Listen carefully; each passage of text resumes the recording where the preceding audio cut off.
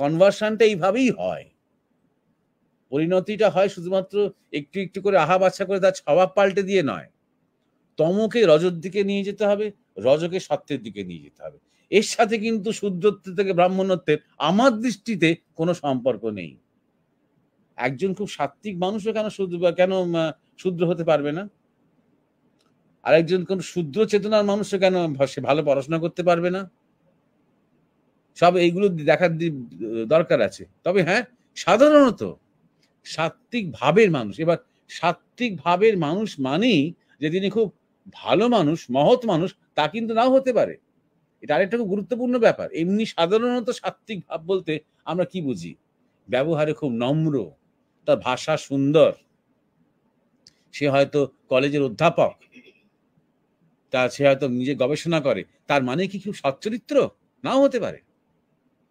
আরেকজন হতে পারে যে গ্রামের চাষি, তার মুখের ভাষা ভালো নয়, তার হয়তো একটা বাক্যের মধ্যে হয়তো দুটো তিনটে কিস্তি বেরিয়ে যায়, হ্যাঁ, কিন্তু সে হয়তো কখনো কোনো অন্যায় করে না, কখনো কাউকে ঠকায় না, তার নিজে কিছু প্রিন্সিপাল আছে, সেই প্রিন্সিপাল নিয়ে চলে। সুতরাং আমরা যে কনভার্ট করব বা যে পরিণত হওয়ার কথাটা বলবো, সেটা কেন পরিণত হব, কিসের দিকে পরিণত হব আমরা?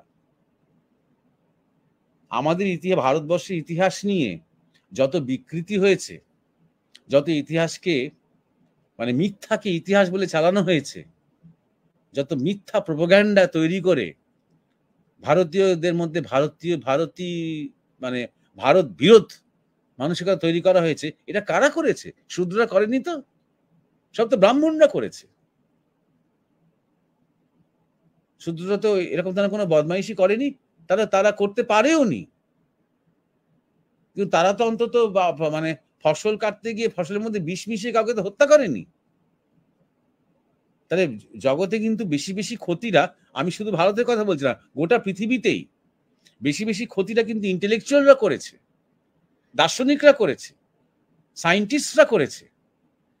অ্যাটম বোমা যখন ফেলেছে আমেরিকা, সে ফেলেছে তো হয়তো সৈনিকরা, কিন্তু অ্যাটম বোমা তৈরি করেছে কারা? সেই অ্যাটম বোমা তৈরি করে এবার ফেলো, এই নির্দেশ দিয়েছে কে?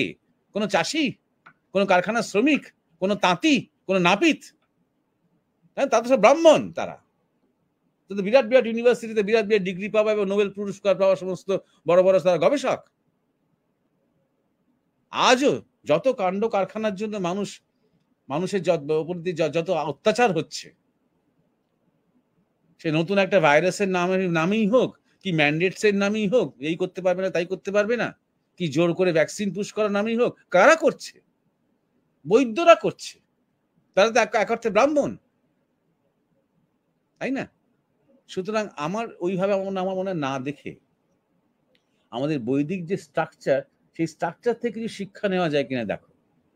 ঋষিরা কিন্তু কোনোদিন বলছেন না যে একদিন কিন্তু শূদ্রদের আস্তে আস্তে আস্তে আস্তে ব্রাহ্মণ হয়ে উঠতে হবে, না, কেউ কাউকে কিছু হয়ে উঠতে হবে না। শূদ্রই তার শূদ্রত্বে সৎ হোক, বৈশ্য তার বৈশ্যত্বে সৎ হোক, ক্ষত্রিয় তার ক্ষত্রিয়ত্বে সৎ হোক, ব্রাহ্মণ তার ব্রাহ্মণত্বে সৎ হোক।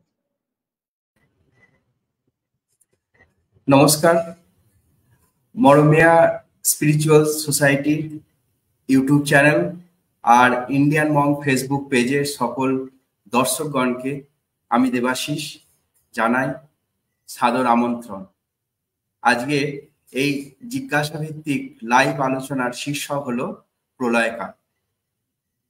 প্রথমেই গুরু মহারাজ স্বামী পরমানন্দজি এবং আমাদের শ্রদ্ধেয় জয়দেব মহারাজকে জানাই আমার সশ্রদ্ধ নমস্কার।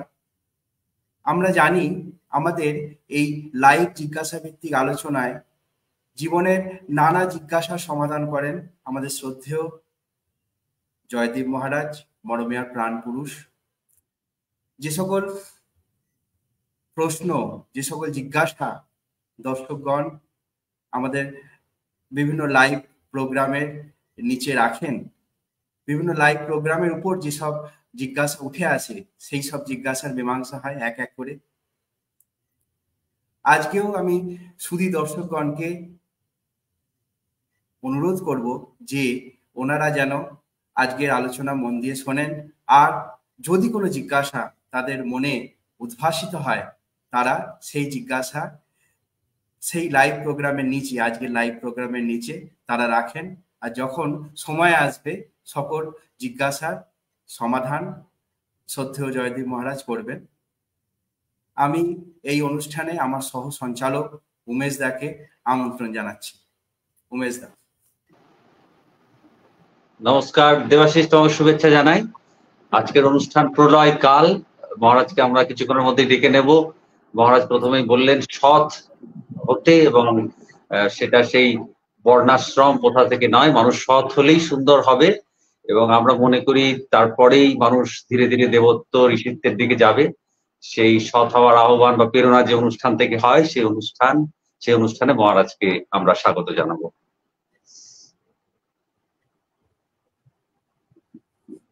প্রণাম গুরুজি।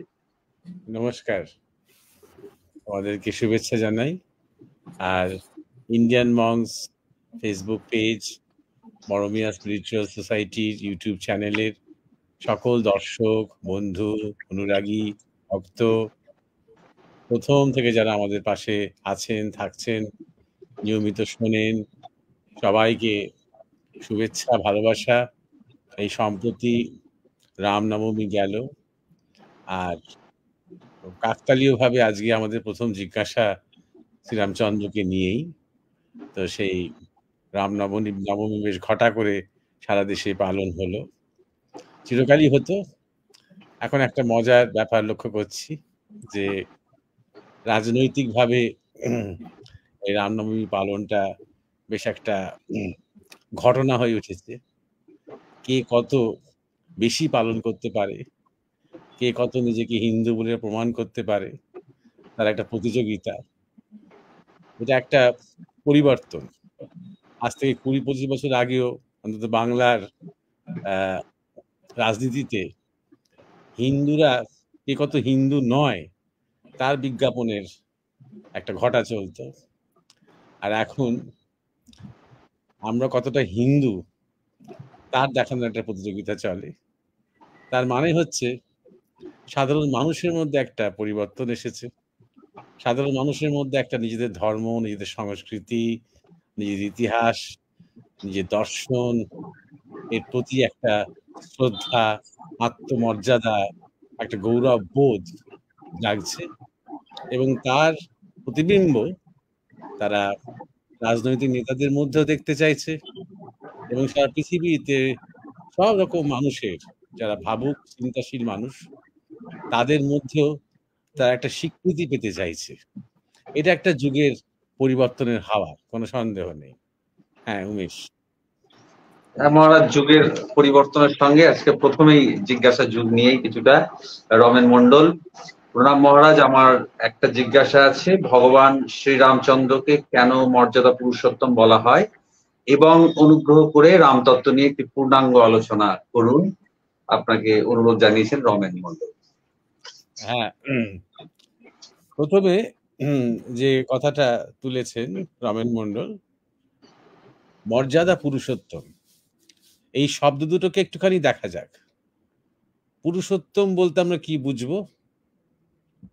উত্তম পুরুষ, শ্রেষ্ঠ মানব। কি অর্থে শ্রেষ্ঠ? আমরা সাধারণত আজকাল কেরিয়ার অর্থে ভাবি শ্রেষ্ঠ, যে কে কত সফল, কে কত রোজগার করছে, কার কত কীর্তি, কার কত ডিগ্রি, এই অর্থে বলি। কিন্তু এখানে এভলিউশন অর্থে বলেছে, বিবর্তন অর্থে বলেছে, যে মানবের শ্রেষ্ঠত্ব কোথায়? যখন তার ভেতরের যে সম্ভাবনা, তার ভেতরের যে শক্তি, তার পূর্ণতা হয়, এইখানেই তার শ্রেষ্ঠত্ব। এবার এই পূর্ণতার দুটো দিক আছে, একটা হচ্ছে রিয়েলাইজড, আর একটা হচ্ছে এক্সপ্রেসড। রিয়েলাইজ মানে একটা হচ্ছে বোধে, জ্ঞানে, স্থিতিতে, আরেকটা প্রকাশে, বিকাশে। উদাহরণ, শ্রীরামচন্দ্র চেতনায় যে স্থিতিতে আছেন, সেই স্থিতিতেই হয়তো ঋষি বশিষ্ঠ আছেন, সেই স্থিতিতেই হয়তো বিশ্বামিত্র আছেন, সেই স্থিতিতেই পরবর্তীকালে হয়তো ব্যাসদেব আছেন বা অনেক ঋষিরা আছেন, গুরুরা আছেন, জ্ঞানে রয়েছেন। সেখানে একই স্থিতি, কিন্তু এক্সপ্রেসড যেখানে, যেখানে বিকাশ, যেখানে প্রকাশ, সেখানে শ্রীরামচন্দ্রের যে বিকাশ বা প্রকাশ, তার পরিধি, তার ব্যাপ্তি আরো অনেক বেশি। তাই জন্যে পুরুষোত্তম, এই পুরুষোত্তমের তাহলে দুটো দিক, একটা স্ট্যাটিক দিক, একটা ডাইনামিক দিক। ডাইনামিক দিকে তার পরিধিটা অন্যরকম এবং আরো বেশি, এবং বিশেষ একটা ক্ষেত্রে এমনই এক দৃষ্টান্ত তিনি যা অভূতপূর্ব, আনপ্রেসিডেন্টেড। সে বিশেষ ক্ষেত্রটা কি? মর্যাদা। যেমন শ্রীকৃষ্ণকে বলা হয় লীলা পুরুষোত্তম। তার যে লীলা, তার প্রেমের লীলা, তার বৃন্দাবন লীলা, তার নিজের জীবনের বিভিন্ন পর্যায়, তার রাজনৈতিক লীলা, কূটনৈতিক লীলা, বিভিন্ন সম্পর্ক, সবেতেই তার যে একটা পূর্ণ ব্যাপ্তি, পূর্ণ প্রকাশ, তাই জন্য তাকে বলা হয় লীলা পুরুষোত্তম। শ্রীরামচন্দ্রের ক্ষেত্রে ছেলেবেলা কি তার যৌবন বা তার বিভিন্ন অন্যান্য জায়গা নিয়ে অতটা চর্চা হয় না, সেখানে অতটা বলার মতন কিছু নয়, কিন্তু যেখানে তার মর্যাদা, সেই মর্যাদায় তিনি পূর্ণ। ওই রকম ধরনের মর্যাদার দৃষ্টান্ত তার আগে বা পরে কেউ দেখাতে পারেনি, এই অর্থে মর্যাদা পুরুষোত্তম। এই বিষয়টা আশা করি বোঝা গেল। এইবারে মর্যাদার প্রশ্নে আসি। মর্যাদা কথাটার এখানে আমরা কি অর্থ করব? সাধারণত বাংলায় আমরা কথা বলতে গিয়ে আমরা মান এবং মর্যাদা একসাথে বলি এবং একই রকম মানে করি, তা কিন্তু নয়। মর্যাদা মানে হচ্ছে একটা লিমিট বোঝা, একটা সীমা বোঝা, আর সেই সীমাকে সবসময় সম্মান করে চলা। শ্রীরামচন্দ্র সম্বন্ধে যেমন বলা হয়, তিনি ধর্ম, নীতি ইত্যাদি বিষয় তার প্রগাঢ় জ্ঞান ছিল এবং তিনি খুব পাওয়ারফুল ছিলেন। রাজকুমার অবস্থাতেও, যখন তিনি রাজা হয়েছে অযোধ্যার, তখনও পাওয়ারফুল ছিলেন অর্থে রাজনৈতিক, সামাজিক, তার জনপ্রিয়তা সব দিক দিয়ে তিনি এতটাই পাওয়ারফুল ছিলেন যে মাঝে মাঝে কোনো কোনো নীতি বা কোনো কোনো ধর্মের অনুশাসন তার না মানলেও চলতো, তিনি অতিক্রম করলেও করতে পারতেন, কেউ কিছু বলতো না, কিন্তু তিনি অতিক্রম কখনো করেননি। তিনি সেই যে সীমাগুলো, সেই যে বাউন্ডারিগুলো, সেই সময়কার ধর্ম, সেই সময়কার নীতি, সেই সময়কার শাস্ত্র, সেই সময়কার মূল্যবোধ এঁকে দিয়েছে, সেটাকে কখনো লঙ্ঘন করেননি। এটা তার প্রিন্সিপাল। এইখানেই তিনি মর্যাদা রক্ষা করেছেন। অনেক উদাহরণের মধ্যে এটা একটা গুরুত্বপূর্ণ উদাহরণ। ২ নম্বর কথা, ছোট্ট ছোট্ট কয়েকটা উদাহরণ দিচ্ছি। আমরা সবাই জানি, যেটা সবাই জানি সেটাকে বলে নিই। যেটা শ্রীরামচন্দ্রকে বলা হয় যে তিনি পিতৃ আজ্ঞা পালন করতে তিনি রাজত্ব ত্যাগ করলেন। এবার পিতা কিন্তু কোনো আজ্ঞা দেননি। ঠিক ঘটনাটা খেয়াল রাখতে হবে। মা কইকেই দশরথকে বললেন যে তুমি তো আমায় বলেছিলে, সেই যখন যুদ্ধে খুব আহত হয়েছিলে, আমি তোমাকে সেবা করে সুস্থ করে দিয়েছিলাম, তুমি বলেছিলে তুমি 2টো বর চাও আমার কাছে। আমি বলেছিলাম এখন নয়, পরে। আজকে আমি সেই বর চাইছি, অনেক বছর পরে। বলে তিনি কন্ডিশন করলেন শ্রীরামচন্দ্রকে বনবাসে পাঠাও 14 বছরের জন্য, এবং এই 14 বছর ভরতকে তুমি অযোধ্যার রাজা করো। তখন মূর্ছিত হয়ে পড়লেন রাজা দশরথ। তিনি মূর্ছিত এই জন্যই হয়ে পড়লেন, তিনি বুঝতে পারলেন যে আমি যেহেতু বলেছিলাম বর দেব, আমি যেহেতু কথা দিয়েছিলাম, আমাকে সেই প্রতিশ্রুতি রক্ষা করতেই হবে। কিন্তু আজকে অভিষেকের দিনে আমার অতি প্রিয় আমি শ্রীরামচন্দ্রকে, আমার ছেলেকে আমি কি করে এই কথাটা বলবো? এই জন্য তিনি মূর্ছিত হয়ে পড়লেন। শ্রীরামচন্দ্র ওখানে উপস্থিত হয়ে একটু এদিক ওদিক 2 একজনের কথা শুনে সঙ্গে সঙ্গে ব্যাপারটা বুঝে ফেললেন যে তার পিতার সংকটটা কোথায়। একবারও দশরথকে মানে সুস্থ হয়ে বলতে হয়নি, দেখো আমাকে বাধ্য হয়ে তোমাকে এই কথাটা বলতে হচ্ছে, বলার সুযোগই তিনি পাননি, শোনার সুযোগও তিনি দেননি শ্রীরামচন্দ্র। এইখানেও রাম কিন্তু সম্পূর্ণ লঙ্ঘন করতে পারতেন, কথা দেওয়া হয়ে গেছে, সবাইকে বলা হয়ে গেছে আজকেই অভিষেক, মন্ত্রীরা বলবেন যে না না না না এটা অধর্ম হবে, অবশ্যই শ্রীরামচন্দ্রই আজকে তার রাজ অভিষেক হবে।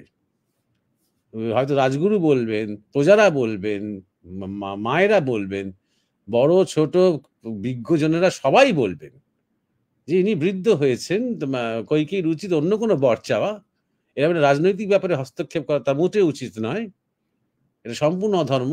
সবাই ইচ্ছে করলেই শ্রীরামচন্দ্র বলতে পারতেন যে না না এটা তো আমার অধিকারের প্রশ্ন, কিন্তু সেটা তিনি করলেন না। তিনি সঙ্গে সঙ্গে পিতৃ আজ্ঞা পালন করা হচ্ছে বড় ধর্ম, এটা মনে করে তিনি সঙ্গে সঙ্গে সেই অনুযায়ী তিনি দেশত্যাগ করলেন বলা যেতে পারে, মা সীতা এবং ভাই লক্ষণকে নিয়ে।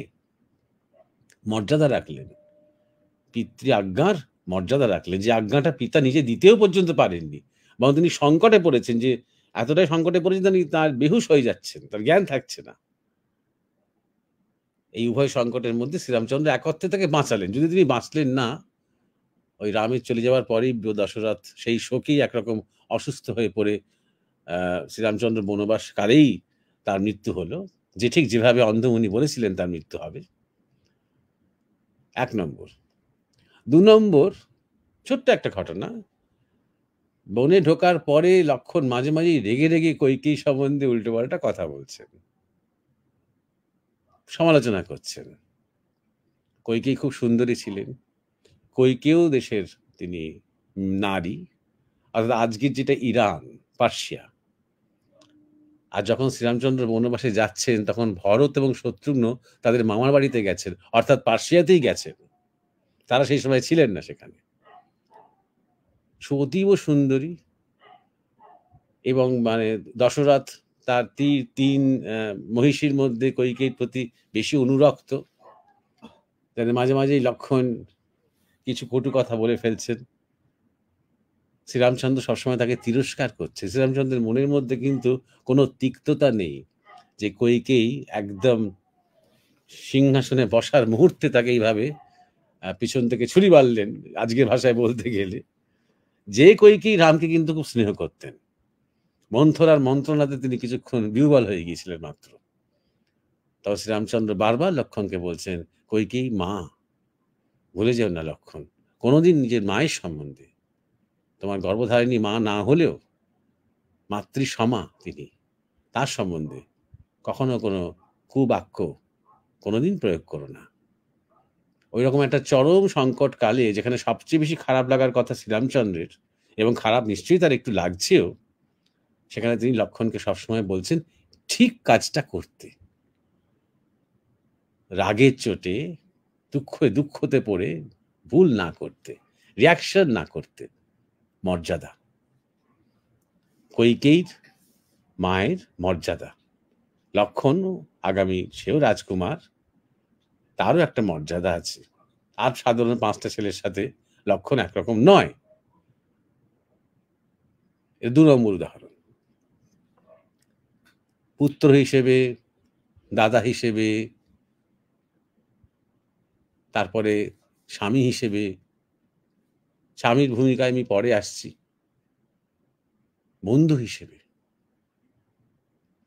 তিনি সুগ্রীবের সাথে বন্ধুত্ব স্থাপন করলেন, করার পর সেই বন্ধুত্ব রক্ষার জন্য, সেই বন্ধুত্বের মর্যাদা রক্ষা করার জন্য তিনি বালিকে হত্যা করলেন। এবং এটা তিনি জানেন যে যেভাবে তিনি বালিকে হত্যা করেছেন সেটা ক্ষত্রিয় ধর্ম তিনি লঙ্ঘন করেছেন। সেই লঙ্ঘন যে তিনি করেছেন সেটাও তিনি মাথা পেতে নিলেন, তিনি কখনো অস্বীকার করলেন না। তিনি নানা রকম যুক্তি এবং ধর্মের উপদেশ ইত্যাদি ইত্যাদি খাটিয়ে নিজেকে রক্ষা করার চেষ্টা করলেন না। অঙ্গদ যখন এসে দাবি করলেন যে আমার পিতার মৃত্যুর জন্য আমার প্রতিশোধ নেওয়া আমার কর্তব্য, আমার ধর্ম, তিনি মেনে নিলেন। তিনি বললেন হ্যাঁ নিশ্চয়ই। তিনি জানেন যে তিনি যেটা করেছেন একদিক দিয়ে তার সেটা করা দরকার ছিল। 1, সুগ্রীবের সাথে বন্ধুত্ব স্থাপন হয়েছে, তার মর্যাদা। 2, বালি একজন সাহসী এবং বীর হতে পারে, কিন্তু অত্যন্ত দুর্বিনীত, দুরাচারী একজন নেতা বলা যেতে পারে। 3, সুগ্রীবকে দরকার, পুরো কিষ্কিন্ধার সাপোর্টটা তার দরকার মা সীতাকে উদ্ধার করবার জন্য। কিন্তু আবার আরেক দিক দিয়ে এটাও তিনি জানেন, এতটাই তিনি প্র্যাকটিক্যাল, যে কোনো কিছুই পারফেক্ট হতে পারে না। কোনো একটা কর্ম, একটা গুরুত্বপূর্ণ কর্ম শুধুই সবার ভালো করলো, কারোর কোথাও মন্দ করলো না, কোথাও কোনো ধর্মের বা নীতির বা ন্যায়ের হানি হলো না, এমন কখনো হয় না। কোথাও একটা হানি হয়ে গেল, ক্ষত্রিয় যুদ্ধের বা ক্ষত্রিয়র নিয়মের সেটা একটা ব্যতিক্রম হয়ে গেল, সামনাসামনি মুখোমুখি যুদ্ধ করা। তখন অঙ্গদ প্রতিশোধের কথা যখন বললেন, তিনি মাথা পেতে স্বীকার করলেন, আগামী প্রারব্ধ তিনি স্বীকার করলেন। এটা 3 নম্বর। এরকম ধরনের বহু উদাহরণ আছে।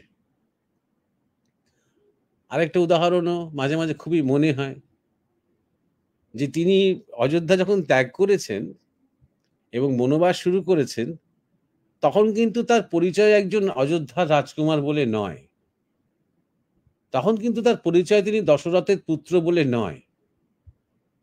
তখন অযোধ্যার যে সৈন্য সামন্ত লোক লস্কর, অযোধ্যার যে রিসোর্সেস, সেই রিসোর্সের উপর তার কোনো দাবি নেই, এবং সেই দাবি তিনি কোনোদিন তোলেননি পর্যন্ত। এখানে তার আরেকটা মর্যাদা বোধ। একবার শুধু ইঙ্গিত যদি করতেন, কাউকে দিয়ে যদি অযোধ্যায় খবর পাঠাতেন ভরতের কাছে, আমি শ্রীলঙ্কায় যাচ্ছি, আমায় কিছু সৈন্য পাঠাও, তাহলে পুরো অযোধ্যার ফোর্স কিন্তু শ্রীরামচন্দ্রের সাথে জয়েন করতেন, এবং শ্রীলঙ্কায় গিয়ে রাবণকে হারানো আর একটু সহজ হতো। ভুললে চলবে না যে দশরথ কিন্তু রাবণকে হারিয়েছিলেন অনেক বছর আগে। তার অযোধ্যা খুব স্ট্রং একটা আর্ম ফোর্স। কিন্তু যখনই তিনি বনবাস 14 বছরের বনবাস নিয়েছেন, গ্রহণ করেছেন, সঙ্গে সঙ্গে তিনি অযোধ্যার প্রতি তার সেই সত্য ত্যাগ করেছেন। এটাও তার একটা মর্যাদা বোধ।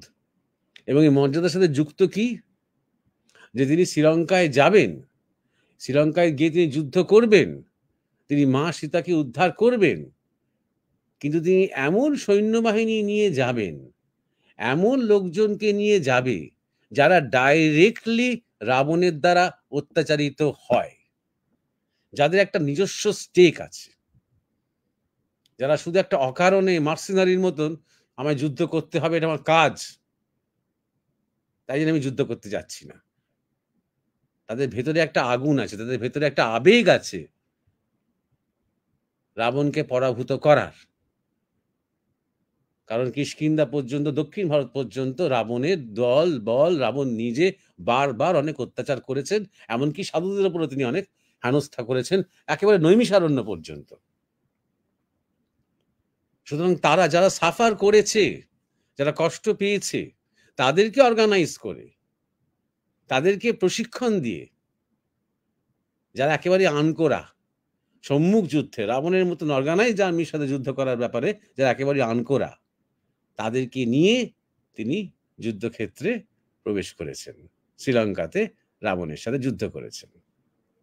5 নম্বর, আবার রাবণের যখন পরাজয় হলো, সবাই যখন মোটামুটি রাবণের ভাইরা, ছেলেরা সবাই যখন মৃত্যু মুখে পতিত হলো, তখন যেটাকে আমরা আজকে বলি অ্যানেক্স করা, অর্থাৎ শ্রীলঙ্কাকে মূল আর্যাবর্তের পুরো শাসনের মধ্যে বা অযোধ্যা শাসনের মধ্যে ইনক্লুড করে নেওয়া, তাকে একটা অঙ্গরাজ্য করে নেওয়া, করতে পারতেন শ্রীরামচন্দ্র। তিনি যখন অযোধ্যায় ফিরবেন, তখন তো ভরতের দায়িত্ব থাকবে না আর অযোধ্যার প্রতি, তখন তো শ্রীরামচন্দ্র আবার রাজা হবেন। তো সেই জায়গায় ভরতকেও তো বসাতে পারতেন তিনি শ্রীলঙ্কাতে, অত বড় একটা বিশাল দ্বীপরাজ্য, অত সমৃদ্ধ। আবার তিনি সেটা না করে, কোনো একটা ফরেন ইনভেশনের মধ্যে ব্যাপারটা দেখতে না লাগে, যাতে তিনি বোঝাতে পারেন মানুষকে যেটা একটা ধর্মের যুদ্ধ, ন্যায়ের জন্য। রাবণ অনেকদিন ধরে অনেক অন্যায় করেছে, এবং তার সবচেয়ে কলঙ্কময় অন্যায় হচ্ছে তিনি সাধু বেশে, ভিখারির বেশে সীতাকে অপহরণ করেছেন। তার দাম তাকে দেয়া হলো, তার মূল্য তাকে দেয়া হলো। এবার তার জায়গায় শ্রীলঙ্কারই একজন মানুষ, সেই রাবণেরই ভাই, সেই রাজবংশেরই তিনি, এবং যিনি ধার্মিক, তিনি রাম অনুগত, তিনি ন্যায়ের পথে, সাম্যের পথে, সত্যের পথে যিনি থাকার চেষ্টা করেন, তেমনই একজন মানুষকে যখন তিনি সিংহাসনে বসালেন, নিজের কোনো রকম কোনো স্টেক বা নিজের কোনো রকম কোনো দাবি না রেখে, এটা তার মর্যাদাবোধের আরেকটা চরম উদাহরণ। তাই জন্য এই শ্রীরামচন্দ্র এবং রাবণের যুদ্ধটা কেউ যদি আর্য এবং দ্রাবিড়ের যুদ্ধ বলে বলে, তাহলে সেটা বেশ হাস্যকর হয়। আমার মনে হয় যারা এইরকম ধরনের আলোচনার অংশগ্রহণ করছেন, তারা এই ধরনের বিতর্কের ভালোই উত্তর দিতে পারবেন। এরকম বিভিন্ন ক্ষেত্রে, এবার তার স্বামীর ভূমিকায় বলি, যেটা আমরা কখনো ভেবে দেখি না, যেটা আমাদের গুরু মহারাজ স্বামী পরমানন্দ কথা প্রসঙ্গে আমাদের বলেছেন, যে সারা পৃথিবীতে খুবই বিতর্ক চলে এখনো এই মনোগ্যামি আর পলিগ্যামি নিয়ে। অর্থাৎ একজন নারী এবং একজন পুরুষ থাকবে সারা জীবন, এটাই কি মানে সহজ জীবন, নাকি এটা চাপিয়ে দেওয়া? নাকি একজন পুরুষের একাধিক পার্টনার থাকতে পারে, একজন নারীর একাধিক পার্টনার থাকতে পারে, এই পলিগ্যামি এটাই স্বাভাবিক? এই নিয়ে তর্ক, খুব খুব তর্ক চলছে। বলাই বাহুল্য এইখানে একটা দিক পুরো বাদ চলে যায়, যে বিবাহ মানে একটা পরিবারও, বিবাহ মানে একটা গার্হস্থ্য ধর্ম, বিবাহ মানে একটা সন্তান বা একাধিক সন্তান। সেক্ষেত্রে তার ক্ষেত্রে কি হবে, এইগুলো নিয়ে মানুষ ভাবে না। মানুষের কথাবার্তা, চিন্তা ভাবনাগুলো এতই ভোগমুখী হয়ে গেছে আর এত ইন্ডিভিজুয়ালিস্টিক হয়ে গেছে, যে শুধুমাত্র পার্টনার এবং সহবাস এবং একজন নারীর সাথে একজন পুরুষ সারা জীবন ঠিক কি বেঠিক, এই নিয়েই তর্ক চলে। নানা রকমের মত দ্বিমত ইত্যাদি আছে। আমাদের গুরু মহারাজ পয়েন্ট আউট করেছেন, স্বভাব অনুযায়ী, ব্যক্তি অনুযায়ী, স্থানকাল পাত্র অনুযায়ী দুটোই হতে পারে, যে কোনো একটা হতে পারে। ভারতবর্ষ দেখ সবকটাকেই ডেমনস্ট্রেট করে দেখিয়েছে। শুধু পলিগ্যামি বা শুধু মনোগ্যামি কোনোটাই নয়। মনোগ্যামি দৃষ্টান্ত, যেখানে একজন পুরুষ একজন নারী একে অপরের প্রতি চির অনুরক্ত, তার একটা উজ্জ্বল দৃষ্টান্ত হচ্ছেন শ্রীরামচন্দ্র নিজে। আর পলিগ্যামির একটা উজ্জ্বল দৃষ্টান্ত হচ্ছেন ভগবান শ্রীকৃষ্ণ, যার শুধুমাত্র বৃন্দাবনে গোপিনীরা ছিলেন তাই নয়, তার 6 মহিষী ছিল। এবং বলাই বাহুল্য, কোনো মহিষী তাকে নিয়ে অসন্তুষ্ট নন, কিন্তু সতীনে খুব একটা ঝগড়াঝাটি হচ্ছে না, কিন্তু এটা গুরুত্বপূর্ণ। শ্রীকৃষ্ণেরই সেই ক্ষমতা বা দক্ষতা আছে। দ্রৌপদীর 5 জন স্বামী ছিল। অর্থাৎ মানে কবি দেখিয়েছেন যে ক্ষেত্র বিশেষে, সমাজে তুমি নিজের যদি একটা জায়গা তৈরি করতে পারো, নিজের দক্ষতাই বলো, নিজের চরিত্র বলো, নিজের স্বভাব বলো, তাহলে চরমে গিয়ে মনোগ্যামিও ন্যাচারাল তোমার পক্ষে হতে পারে। এক পত্নী আনুগত্য বা এক পতি আনুগত্য, সেটাই স্বাভাবিক। আবার তোমার স্বভাব অনুযায়ী, তোমার চরিত্রের গঠন অনুযায়ী, তোমার দক্ষতা এবং ক্ষমতা অনুযায়ী বহুপত্নী আনুগত্য বা বহুপতি আনুগত্য, সেটাও হতে পারে। এটা নিয়ে ঝগড়া করার কোনো, ঝগড়া তখনই হয় যখন আমরা মনে করি যে আমার যেটা পক্ষে যেটা ঠিক, সেটা সবার পক্ষে ঠিক। যেটা একজন মানছি, সেটা সবাইকে মানতে হবে। ঝগড়াটা তখনই হয়। এইবারে এমন ভাবে রামায়ণ নিয়ে অনেক তর্ক হয়েছে, অনেক চর্চা হয়েছে। সবসময় আমরা বলি যে শ্রীরামচন্দ্র সীতার প্রতি কত অন্যায় করেছেন, কত অবিচার করেছেন, এই দিকটা নিয়ে আমরা খুব কথা বলি।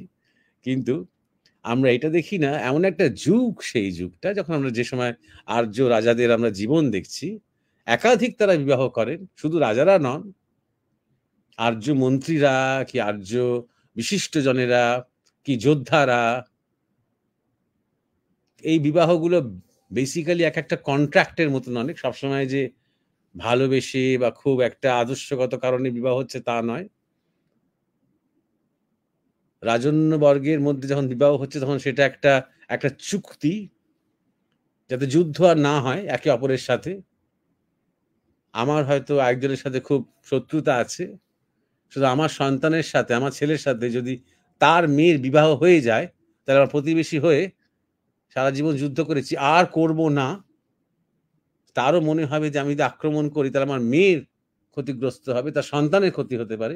এই রকম ভাবনা থেকে নানা রকম রাজনৈতিক বিবাহ সেই সময় হতো। সেখানে শ্রীরামচন্দ্র বলা যেতে পারে বিবাহিত জীবন খুব একটা কাটাতেই পারেননি।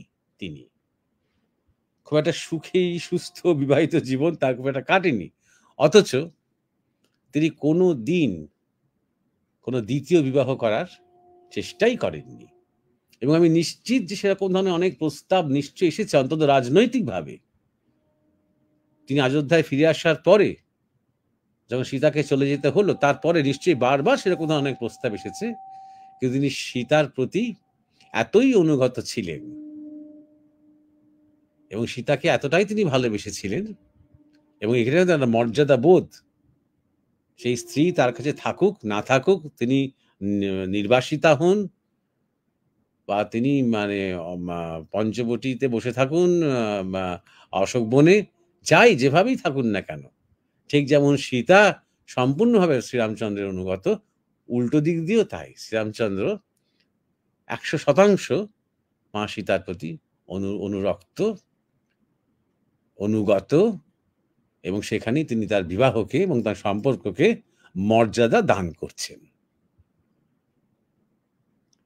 এইবারে তার সীতার সাথে ব্যবহারের দিক দিয়ে এখানে আরেকটা শেষ যে জায়গাটাতে আমি আসব, সীতার কথা বলতে গিয়ে আমি কথাটা বলছি, সেটা হচ্ছে শ্রীরামচন্দ্রের একজন রাজনৈতিক নেতা হিসেবে তার ভূমিকা।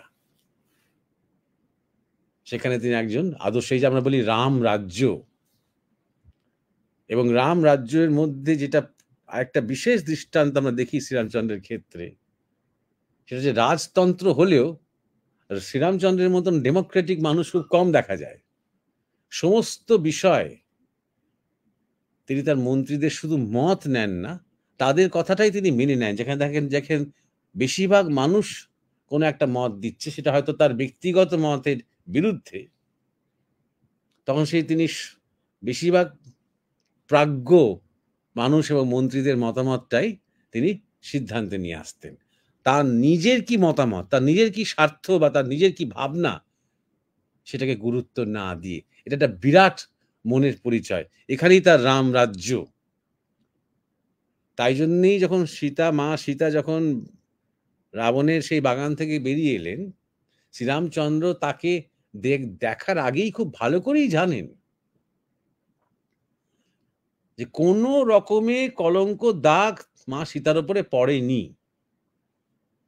তার মা সীতার উপরে সম্পূর্ণ কনফিডেন্স আছে, এবং তিনি খুব ভালো করে রাবণের চরিত্র জানেন, ইন রেসপেক্ট টু সীতা, সীতার প্রেক্ষিতে।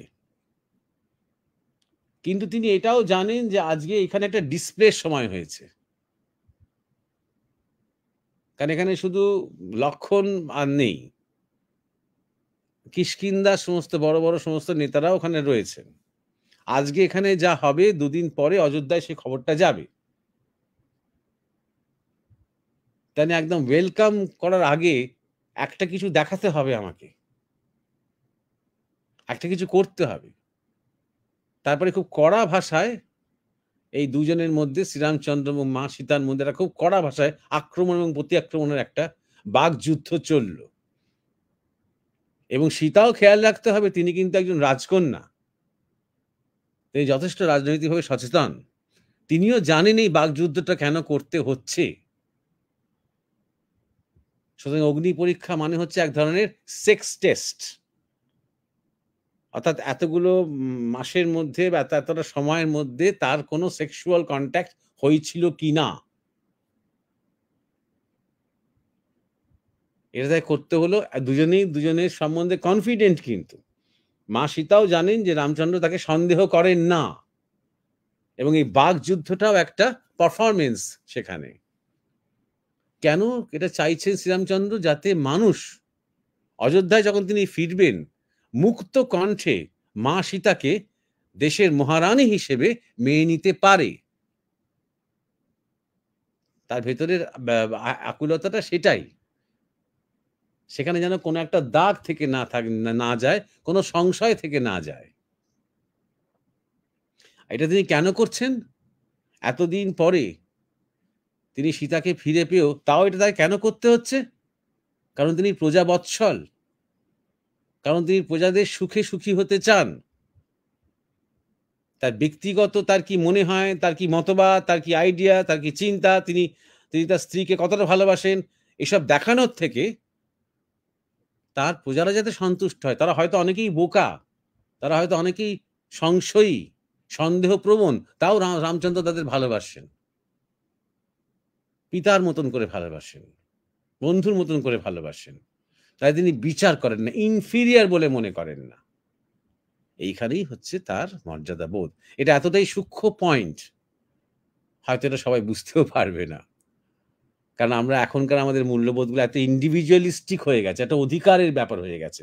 আমার ব্যাপারটা, কারণ আমি এবং আমার স্ত্রী সমাজের দিকে তাকাবো না, কারোর দিকে তাকাবো না। মা বাবা কি বললো, পরিবার কি বললো, মানুষ কি বললো, সবাই ভুল, আমি ঠিক। আমরা এরকম ধরনের একটা মানসিকতার মধ্যে আমরা এখন লালিত এবং পালিত, তাই না? আমাদের পক্ষে এটা বোঝা খুব মুশকিল। কিন্তু আমি কথা বলছি এখানে শ্রীরামচন্দ্রের মতন চরিত্রকে নিয়ে, কিন্তু আমার মতন কোনো চরিত্রকে নিয়ে নয়, বা আপনার মতন কোনো চরিত্রকে নিয়ে নয়। এবং বলছি তার মর্যাদা পুরুষোত্তম তাকে কেন বলা হয়, তাই জন্য। পরবর্তীকালে অযোধ্যায় ফিরে আসার পরেও বেশ কিছুদিন পরে শ্রীরামচন্দ্র আবার বুঝতে পারলেন যে একটা গুঞ্জন শুরু হয়েছে চারদিকে মা সীতার উপস্থিতি নিয়ে, এবং গুঞ্জন হচ্ছে শুধুমাত্র কিছু গ্রামবাসীদের মধ্যে নয়। আর শ্রীরামচন্দ্র খুব মানুষের পালস, আরেকটা খুব ভালো নেতার লক্ষণ, মানুষের পালস ধরতে পারতেন খুব। তিনি ছেলেবেলা থেকে তার পিতার কাছ থেকে, বশিষ্ঠদেবের কাছ থেকে কয়েকটা নীতি শিখেছিলেন। একটা হচ্ছে ছদ্মবেশে বেরিয়ে পড়া রাত্রির বেলা, বিভিন্ন জায়গাতে ভোরবেলা পর্যন্ত এখান ওখান, রাস্তায় ঘাটে, দোকানে, যেখানে মানুষজন জড়ো হচ্ছে তাদের সাথে মিশে যাওয়া, দেখা সেখানকার মানুষ কি কষ্ট, তাদের কি নালিশ, তাদের কি অভিযোগ, রাস্তাঘাট নিয়ে, ব্যবস্থা নিয়ে, শিক্ষা নিয়ে, সবকিছু, সমাজের রীতিনীতি নিয়ে, স্থানীয় যারা প্রশাসক, যারা রাজপ্রাসাদের কোনো অফিসিয়াল, যাদের আন্ডারে ওই অঞ্চলটি রয়েছে, তার সম্বন্ধে কোনো অভিযোগ আছে কিনা, তাদের সাথে গল্প করতে করতে করতে করতে তিনি বুঝতেন। একদিন এক একটা দিকে তিনি বেরিয়ে পড়তেন। পরবর্তীকালে ফিরে এসে সেগুলো তিনি সবকিছু গুছিয়ে সেগুলো রাখতেন। তারপরে যখন মন্ত্রিসভায় বসতেন তখন সেগুলো নিয়ে আলোচনা করতেন সেই সংশ্লিষ্ট সেই ব্যক্তির সাথে, এবং সংশোধনের পথটা বার করতেন। এইভাবে সাধারণ মানুষের সাথে তিনি ছদ্মবেশে মিশতেন বলে সাধারণ মানুষও বুঝতে পারতেন না যে তিনি রামচন্দ্র। তারা সহজভাবে কথা বলতো। তাই তিনি মানুষের আকাঙ্ক্ষা, তাদের দুঃখ, তাদের সুখ, এটা খুব ভালো করে বুঝতেন। তা তিনি দেখলেন যে সাধারণ মানুষের মধ্যে মা সীতাকে নিয়ে অতটা কোনো ডাউট নেই, কিন্তু যারা মন্ত্রী পর্যায়ে যারা রয়েছে, যারা সবসময় না এক ধরনের রাজনৈতিক অভিসন্ধি নিয়ে চলেন, সেখানে মা সীতাকে নিয়ে আবার একটা সংশয় প্রকাশের খেলা হতে আরম্ভ করলো। সেই সময় একটা যজ্ঞ করা হয়েছিল, তাকে বলে অশ্বমেধ যজ্ঞ। আমি খুব বিস্তারিত যাব না এই অশ্বমেধ যজ্ঞের ব্যাপারে, কিন্তু মূল ব্যাপারটা হলো যে একটা ঘোড়া, তাতে নানা রকম তাকে মালা টালা পরিয়ে সাজিয়ে টাজিয়ে কয়েকজন সৈনিক সেই ঘোড়ার সাথে থাকে, সেই ঘোড়াটাকে ছেড়ে দেওয়া। সে যত দূর যাবে তত দূর হচ্ছে সেই রাজ্যের বাউন্ডারি, একটা বাউন্ডারি শনাক্ত করা। সেটা দিয়ে, সেই দেশটা দিয়ে বা সেই গ্রামটা দিয়ে, সে অঞ্চলটা দিয়ে সে ঘোড়াটা গেল মানে সে অঞ্চল শ্রীরামচন্দ্রের প্রভুত্ব বা রাজত্বকে নিজের প্রজাত্ব স্বীকার করছে। না করলে তারা যুদ্ধ করবে। তো সেরকম ভাবে যখন অশ্বমেধ যজ্ঞ যখন শেষ হতো, তখন একটা বিরাট যজ্ঞ হতো, আগুন জ্বালিয়ে বহু ব্রাহ্মণরা আসতেন এবং বহু সাধু সন্ন্যাসীরা থাকতেন, রাজ পরিবারের সব উপস্থিত থাকতো, বিশাল যজ্ঞ হতো। এবং বলাই বাহুল্য, এ কথা আমি আগেও বলেছি, এ কথাতে চমকে ওঠার কোনো ব্যাপার নেই যে মাছ মাংস খাওয়া তখন রাজপুত্রদের মধ্যে বা ক্ষত্রিয়দের মধ্যে যথেষ্ট কমন ফ্যাক্টর ছিল। সুতরাং বলাই বাহুল্য যে অশ্বমেধ যজ্ঞ হচ্ছে মানে সে অশ্বকে বলি দেওয়া হচ্ছে সে অগ্নির কাছে, এবং অশ্বের শরীরের দেহের কিছু কিছু অংশ ভোজন করাও হচ্ছে প্রসাদ রূপে। তো তার মধ্যে একটা রীতি ছিল, এগুলো আমি জেনেছি আমার গুরু মহারাজের কাছ থেকে, এবং এই প্রসঙ্গে আমি আরো আসছি। তার মধ্যে একটা রীতি ছিল যে দেশের যিনি প্রধানমন্ত্রী বা মহামন্ত্রী, তিনি দেশের যিনি রাজমহিষী তার সাথে তখন মিলনে যাবেন। এটা সেই যজ্ঞের পর্ব সমাপ্ত হবে, মিলনে যাবেন, প্রকাশ্য মিলনে যাবেন। সেই মিলনকে শুভ বলে মনে করা হতো। তাতে করে আগামীতে ফসল হবে, নারীরা গর্ভবতী হবে, বাছুর হবে, ফলবতী হবে গাছ, ফুলবতী হবে, এরকম নানা রকম বিশ্বাস মানুষের মধ্যে কাজ করত। বলা যেতে পারে এটা বর্বর একটা আদি রীতি, যেটা তখনও চলছে। শ্রীরামচন্দ্র বলাই বাহুল্য তিনি এই নীতিকে একেবারেই পছন্দ করতেন না, কিন্তু তিনি এতদিনকার চলে আসা নীতি, এখানেই তার মর্যাদার জায়গাটা, তিনি লঙ্ঘনও করেননি। সেই সময় তিনি মা সীতাকে বললেন যে তোমার এতগুলো বছর যে তুমি ছোটবেলা থেকে কাটিয়েছো তোমার জীবনে, কোন সময়টা তোমার সবচেয়ে প্রিয়, সবচেয়ে ভালো লাগে? মা সীতা একটু ভেবে বললেন যে সময়টা, যে 14 বছর বেশিরভাগ সময়টা আমি তোমার সাথে বনে বনে ঘুরেছি, একদম বনমালা পরে আশ্রম থেকে আশ্রমে সাধুদের সাথে কুটিরে কাটিয়েছি। সেই সময়টা আমি তোমাকে সবচেয়ে কাছ থেকে পেয়েছি, নিবিড়ভাবে পেয়েছি, প্রকৃতির মধ্যে থেকেছি, মাটির সাথে থেকেছি, সেটা আমার সবচেয়ে ভালো লেগেছে, সবচেয়ে শান্তি পেয়েছি, আনন্দ পেয়েছি। আমার এই রাজসভার জীবন ভালো লাগে না। শ্রীরামচন্দ্র বললেন তুমি ঠিকই বলেছ, এখন তো তুমি গর্ভবতী হয়েছ, তা আমাদের সন্তান যদি সেই রকম কোনো জায়গায় জন্মায় এবং বড় হয়, কোনো সাধুর আশ্রম, চারপাশে জঙ্গল বন রয়েছে, নদী রয়েছে, কেমন হয়? মা সীতা বললেন খুব ভালো হয়, তাহলে সেরকম ব্যবস্থা করো যদি তুমি পারো। তুমি পারবে কি? তুমি তো সবসময় ব্যস্ত, তুমি তো রাজা। তখন সেই সময় শ্রীরামচন্দ্র একটু ছলনা করেছিলেন মা সীতার সাথে, বলেছিলেন যে তুমি রওনা দাও, আমি কদিন বাদেই তোমার সাথে যুক্ত হব। এইভাবেই তার নির্বাসন হয়েছিল। লক্ষণ যখন পৌঁছে দিচ্ছেন সরযূ নদীর তীরে বাল্মীকির আশ্রমের কাছাকাছি, লক্ষণের মুখ দেখে মা সীতা বুঝতে পেরেছিলেন এটা নির্বাসন। পরে সেই অশ্বমেধ যজ্ঞ হয়েছিল সীতার এক সোনার মূর্তি তৈরি করে, রূপক ভাবে রয়ে গেল উপাচারটা। এটা গুরু মহারাজ বলেছিলেন বলে আমাদের এটাও বলেছিলেন যে বিবেকানন্দ দেখবি এক জায়গায় বলছেন যে ছোটবেলায় মায়ের কাছে যখন এই শুনতাম রামায়ণ, আর যেই জায়গাটায় শুনতাম যে রাম আবার নির্বাসন দিলেন মা সীতাকে, মা জানকীকে, আমি তখন হাঁপ ছেড়ে বাঁচতাম। তো অত কম বয়সেও নরেন্দ্রনাথের এতটাই অন্তর্দৃষ্টি ছিল, তিনি বুঝতে পেরেছিলেন যে আসল ঘটনাটা কি। তাই জন্য মর্যাদা পুরুষোত্তমের কথা, এখানে তিনি স্বামীর মর্যাদা, তার আগামীতে যিনি পিতা হবেন তার মর্যাদা, আবার এই সমস্ত মন্ত্রীদের মধ্যে বা পুরোহিতদের মধ্যে, ব্রাহ্মণ কুলের মধ্যে যে সমস্ত রীতিনীতি রয়েছে তার অমর্যাদা না করা, সব কটাকে কাউকে আঘাত না করে কি করে সব দিক রক্ষা করা যায়, এবং তাতে সাফার কে করছেন? একমাত্র তিনি নিজে এবং তার প্রিয় পত্নী। সেটাই তিনি যুবকাষ্ঠে দিচ্ছেন, তিনি কিন্তু নিজের স্বার্থটাকেই একমাত্র বলি দিচ্ছেন আর সবাইকে সুখী রাখছেন। এই জন্যই তিনি এত শ্রেষ্ঠ। শ্রীরামচন্দ্র সম্বন্ধে একটা কথা খুব বলা হয় যে তিনি কোনো দিন নিজের স্বার্থের জন্য কিছু করেননি। তা এই যে কাউকে একটা যখন আমরা ভগবান বলি, আমরা খুব মানবিক কিছু কোয়ালিটিস দেখি, যে কোয়ালিটিস গুলো এমনই চরম যেগুলো অনুসরণীয়। শুধু দেবতা রূপে পুজো করছি না, আমরা কিছু কোয়ালিটিস, কিছু মূল্যবোধ, কিছু আদর্শকে আমরা পুজো করছি, যে আদর্শটা আমাদের মধ্যে আমরা তৈরি করতে পারি।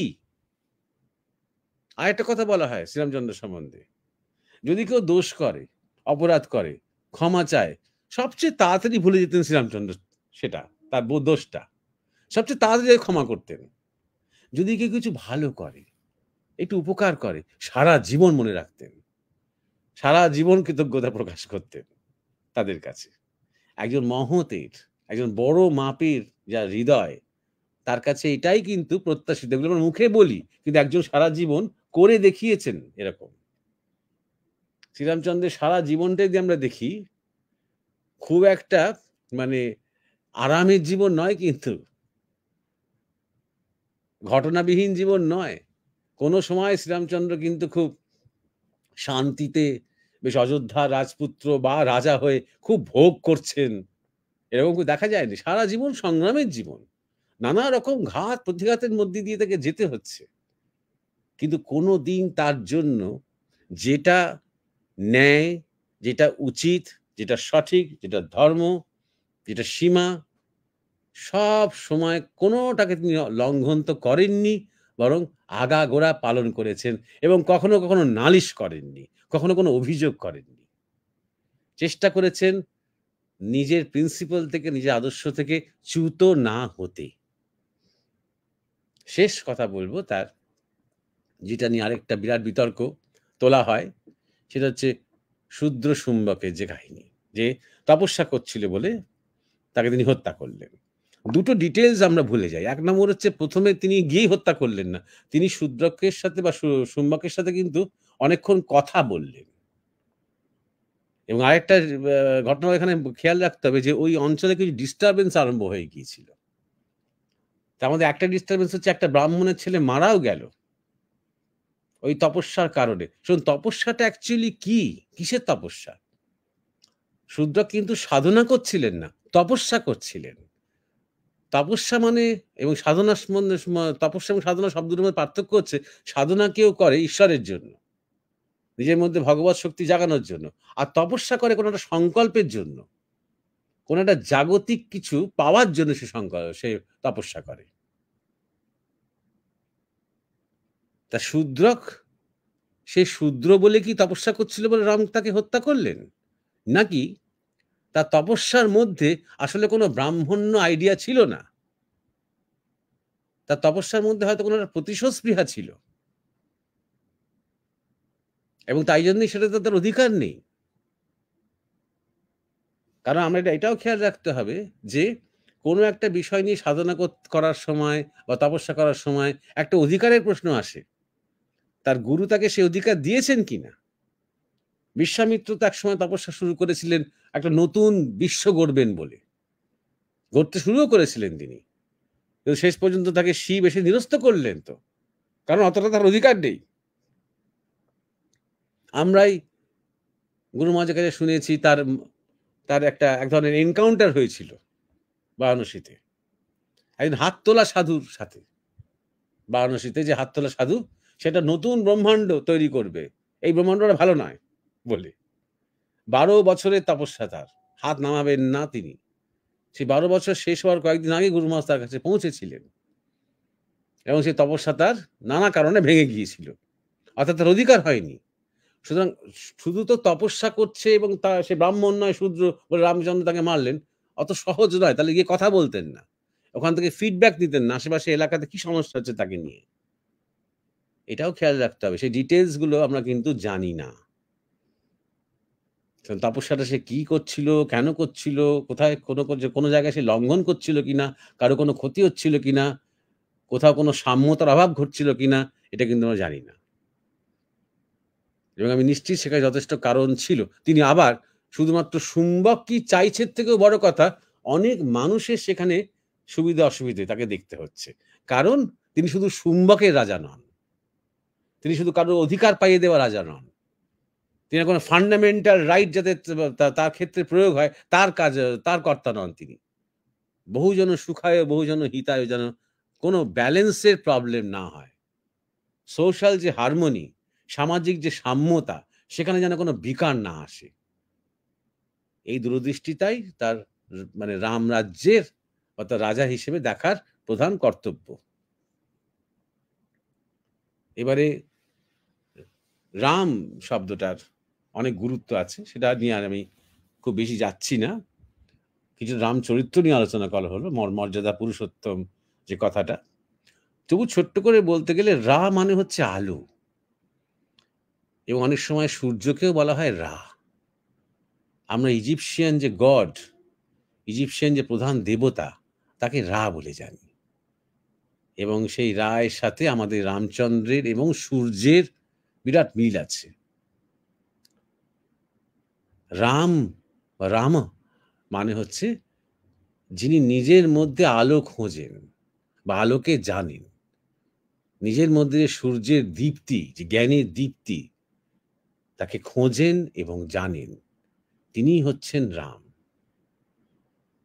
তাই না আমাদের গুরু মহারাজ যে বলতেন সাধুদের কথা, কাম হি রাম হতা হ্যায়, অর্থাৎ আমাদের যে কামনা, সেই কামনাই যখন মুখ ঘুরে যায় তখন সেটাই এক আত্ম অনুসন্ধানের বৃত্তি হয়ে যায়, সেটাই উজানের রাস্তা ধরে।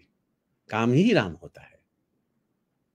তাই জন্য বারবার বারবার এই রাম নাম উচ্চারণ করলে প্রত্যেকটা অক্ষর, প্রত্যেকটা শব্দের, প্রত্যেকটা ধ্বনির কিছু মর্যাদা আছে, সেখানেও মর্যাদা আছে, সেখানেও কিছু তার কম্পন রয়েছে, তার প্রভাব রয়েছে। আমাদের মধ্যে সেই আত্ম অনুসন্ধান শুরু হয়ে যায়। তাই জন্য রঘুবীর বা রাঘব, তার সূর্যবংশীয় বলা হয় রামকে ওই জন্যে, যেহেতু সূর্যের সাথে সম্পর্ক। আবার আমরা যখন ব্রহ্মতত্ত্ব দিয়ে দেখি, সেই নির্গুণ নিরাকার যখন একটা সগুণ এবং লিমিটের মধ্যে পূর্ণ প্রকাশিত হয়, তখন আমরা তাকে বলি রামচন্দ্র। অর্থাৎ সূর্যের পুরো মানে আলোটা, তার যে স্নিগ্ধতা, তার যে সৌন্দর্য, সেটা যতটা না সূর্যের মধ্যে, তার চেয়ে বেশি প্রতিফলিত চন্দ্রের মধ্যে দিয়ে আমরা প্রকাশ পাচ্ছি, তার আরো স্নিগ্ধ হয়ে, আরো প্রেমিক হয়ে, আরো সুন্দর হয়ে। তাই জন্য কৌশল্যা সেই শিশুর মুখের দিকে তাকিয়ে নাম দিলেন রামচন্দ্র। এখানেও সেই একই, যখন নির্গুণ তত্ত্ব সগুণের মধ্যে দিয়ে যখন অনেকটা প্রকাশ পায়, সেই পূর্ণ প্রকাশ পায়, তখন তিনি রামচন্দ্র হয়ে ওঠেন। এই হচ্ছে আজকের আমাদের মানে আলোচনা, এই মর্যাদা পুরুষোত্তম এবং রামতত্ত্ব নিয়ে। হ্যাঁ উমেশ। হ্যাঁ মহারাজ, অত্যন্ত উদ্দীপনামূলক এবং আমাদের একটা নতুন দিশা দিল আজকের এই আলোচনা। রমেন মন্ডল জিজ্ঞেস করেছিলেন যে শ্রীরামচন্দ্রকে নিয়ে, তাকে মর্যাদা পুরুষোত্তম এবং সেই সঙ্গে রাম তত্ত্ব, সবটা নিয়ে মহারাজ পূর্ণাঙ্গ ভাবে বলেছেন। প্রথমেই পুরুষোত্তম নিয়ে মহারাজ বলেছেন যে আমরা পুরুষোত্তমের ক্ষেত্রে উত্তম পুরুষ, শ্রেষ্ঠ মানব, এই জিনিসগুলো এখন কেরিয়ার অর্থে ব্যবহার করতে শিখেছি, রোজগেরে হিসেবে আমরা হয়তো দেখি, কিন্তু মানবের ক্ষেত্রে, বিবর্তনের ক্ষেত্রে এটা ধরা হয়, এবং সেই ভেতরে যে সম্ভাবনা, শক্তির পূর্ণতা, সেটা মহারাজ দুটো দিক দিয়ে ভাগ করে বুঝিয়েছেন, একটা রিয়েলাইজ আর একটা হচ্ছে এক্সপ্রেস। একটা যেটা রিয়েলাইজ সেটা হচ্ছে বোধ, জ্ঞান, স্থিতি। মহারাজ স্থিতির ক্ষেত্রে বিশ্বামিত্র, ব্যাসদেব এবং রামচন্দ্র সবকেই প্রায় এক জায়গায় রেখেছেন। অন্যদিকে যেটা প্রকাশ বা বিকাশ, সেখানে রামের যে পরিধি, রামের যে ব্যাপ্তি, সেখানে তিনি ডাইনামিক। অন্য ক্ষেত্রে যেটা রিয়েলাইজ, সেখানে তিনি স্ট্যাটিক। এই ধারাটায় আমরা আজকে অবগত হলাম নতুন ভাবে। মর্যাদা বিশেষ ক্ষেত্রে আমরা তার যে বিকাশ, সেটা দেখতে পেয়েছি। এই রকম মর্যাদার দৃষ্টান্ত মহারাজ বলছেন যে আগে আর কখনো আসেনি, যেটা শ্রীরামচন্দ্র প্রতিষ্ঠা করতে পেরেছিলেন। মর্যাদার ক্ষেত্রে মান মর্যাদাকে আমরা এক বললেও তার মধ্যে যে সূক্ষ্ম পার্থক্য আছে মহারাজ মনে করিয়েছেন। এবং মর্যাদা মানে লিমিটকে বোঝা, তাকে সম্মান করা। রামচন্দ্র কখনো তার যে সেকালে যে রীতি শাস্ত্র, এইটা কখনো অতিক্রম করেননি। তিনি বলা হয় তিনি পিতৃ আজ্ঞা পালন করেছিলেন, কিন্তু পিতৃ তাকে সেভাবে দশরথ আজ্ঞা দেননি। তিনি যখন কৈকেয়ীর কাছে এই তার অভিসন্ধি জানতে পারেন, তখনই তিনি মূর্ছিত হয়ে যান। কিন্তু রাম পিতার সংকট বুঝতে পেরে তিনি নিজেই সেই সিদ্ধান্ত নিয়েছিলেন, এবং তিনি কখনোই তার অধিকারের কথা বলেননি। তিনি দেশ ত্যাগ করেছিলেন পিতৃ আজ্ঞা রক্ষার জন্য। এরপরে মহারাজ বলেছেন যে লক্ষ্মণ বনবাসকালে কৈকেয়ীর সমালোচনা করলেও তিনি বারবার মনে করিয়েছেন যে তিনি মাতৃস্থানীয়া, এবং কোনো কুবাক্য প্রয়োগ মাতৃস্থানীয় যে করা উচিত নয় সেইটা বারবার বলেছেন। বন্ধু হিসেবে মহারাজ মর্যাদা পুরুষোত্তম হিসেবে রামচন্দ্রকে দেখেছেন, সেখানে সুগ্রীব রামচন্দ্রের বন্ধু, সুতরাং বালিবধ সেটা যেহেতু ক্ষত্রিয় ধর্ম লঙ্ঘন হয়েছিল বলে অঙ্গদ তার ছেলে প্রতিশোধ নিতে চেয়েছিল, মহারাজ রামচন্দ্র তাকে মর্যাদাই দিয়েছেন, তাকেও স্বীকার করেছেন যে তিনি সেটা ঠিক করেন, এবং সেখানেও মহারাজ আমাদের বুঝিয়েছেন যে কোনো কিছু পারফেক্ট হতে পারে না। রামচন্দ্র এটা বুঝেছিলেন, ধর্ম নীতি ন্যায়ের হানি হয়তো যেখানে হয় না সবার জন্য, যেখানে করতে হয় কারো কারো ক্ষেত্রে হয়তো সেইটা অন্যরকম হতে পারে বা কারো কারো ক্ষেত্রে তার বিরুদ্ধে যেতে পারে। অযোধ্যা যখন রামচন্দ্র ত্যাগ করলেন, রাজকুমার হিসেবে রামচন্দ্র যে রিসোর্সেস তার নিশ্চয় অধিকারী ছিলেন। তিনি চাইলেই যখন রাবণের বিরুদ্ধে যুদ্ধযাত্রা করছেন তার যে আর্ম ফোর্স সেটা সংগ্রহ করতে পারতেন, কিন্তু সেটা তিনি করেননি। তিনি কিষ্কিন্ধার মানুষকে নিয়েছিলেন, কারণ কিষ্কিন্ধার মানুষ তখন রাবণের দ্বারা উৎপীড়িত ছিল, সুতরাং তাদের যে আবেগ, তাদের যে একটা রাবণের বিরুদ্ধে প্রতিশোধ স্পৃহা, সেটাকে তিনি কাজে লাগাতে চেয়েছেন। এরপরে মহারাজ বলেছেন যে অ্যানেক্স করা, অর্থাৎ তিনি যেহেতু হারিয়ে দিয়েছিলেন শ্রীলঙ্কাকে বা লঙ্কা রাজ্যকে, তাকে অঙ্গরাজ্য হিসেবে নিতেই পারতেন, আজকে যেটা আমরা ফরেন ইনভেশন হিসেবে দেখি, কিন্তু সেটা তিনি করেননি। তিনি যুদ্ধে রাবণ পরাজিত হওয়ার পর বিভীষণকে সেখানে রাজা করেছিলেন, এবং স্বামী হিসেবে সেখানে গুরু মহারাজের কথা এসেছে।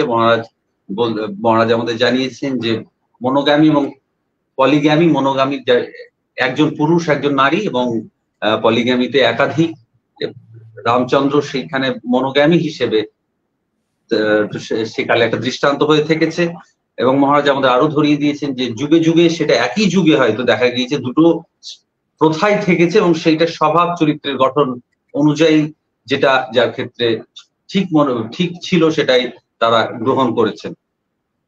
এরপরে রাম রাজ্যের প্রসঙ্গে এসছে। মহারাজ আমাদের জানিয়েছেন রাম, যদিও সেটা রাজতন্ত্র আমরা মনে করছি, কিন্তু রাজতন্ত্রই ছিল, তবু তিনি একজন ডেমোক্রেটিক রাজা, যার ফলে সমস্ত মন্ত্রীদের সঙ্গে সুপরামর্শ করে তিনি যে কোনো সিদ্ধান্ত নিতেন। এবং সীতা যখন লঙ্কাতে ফিরছেন তিনি বুঝতে পেরেছিলেন যে তিনি সবকিছু জেনেও আর কি, যে মানুষের মনোভাবটা কি বুঝতে পেরে তিনি একটা অগ্নি পরীক্ষার যে কথা বলেছিলেন সেটা একটা সেক্স টেস্ট, এবং মানুষের মর্যাদার যাতে মানুষের যে তার রাজ্যের যে মানুষ তাদের যে মর্যাদা যাতে রক্ষা হয় তার জন্য তিনি সেই এটাই তার একটা মর্যাদা বোধ। এবং অযোধ্যায় ফিরলেও তিনি বুঝতে পেরেছিলেন মানুষের গুঞ্জন, তাই মানুষের পালস তিনি খুব ভালো বুঝতে পারতেন, মহারাজ বলেছেন। এবং অশ্বমেধ সেই যে ঘটনা, অশ্বমেধ পর্বে কিন্তু সেই কালের যে রীতি ছিল, মানে যিনি প্রধানমন্ত্রী হতেন তার সাথে রাজমহিষীর মিলন হতো, সেইটাই যার ফলে তিনি সীতাকে জিজ্ঞেস করেন যে তার সব থেকে প্রিয় সময় কোনটা, তখন রামচন্দ্রের সঙ্গে বনবাসের কথা বলেছিলেন, যার ফলে তাকে বলেন তার অনুমতি নিয়ে তাকে বনবাসে পাঠান, এবং যার ফলে একটা সেই রকম ঘটনা ঘটতে পারেনি। এক্ষেত্রে গুরু মহারাজ কিভাবে বলেছেন মহারাজ জানিয়েছেন আমাদের, এবং স্বামী বিবেকানন্দ নিজের স্বার্থ বলি দিয়ে সকলকে সুখী করেছেন, সেখানেই শ্রীরামচন্দ্র শ্রেষ্ঠ, এবং তার সেই কোয়ালিটি মূল্যবোধ নিয়ে তিনি প্রতিষ্ঠিত থেকেছেন। তিনি তার আরো দুটো দিক মহারাজ মনে করিয়ে দিয়েছেন, যে কেউ ভুল করে ক্ষমা চাইলে তিনি তাকে ক্ষমা করতেন, উপকারীকে যথেষ্ট মর্যাদা দিতেন। এবং আমাদের একেবারে শেষের শূদ্রকের প্রসঙ্গে এসেছে, যেটা নিয়ে রামচন্দ্র সমালোচিত হন, সেই সমালোচনার ক্ষেত্রে মহারাজ মনে করিয়েছেন, এটা আমাদের মনে রাখতে হবে যে তিনি কিন্তু শূদ্রকের সঙ্গে বা শুম্ভকের সঙ্গে কথা বলেছিলেন, এবং সেখানে তার যে তপস্যা, তার দ্বারা একটা ব্রাহ্মণের ছেলে সেখানে মারা যায়। তিনি তপস্যা করছিলেন কোন একটা সংকল্প নিয়ে, কোন একটা হয়তো প্রতিশোধ স্পৃহা নিয়ে, সেটা সাধনা নয়, সাধনার সঙ্গে ঈশ্বর লাভের সম্পর্ক থাকে।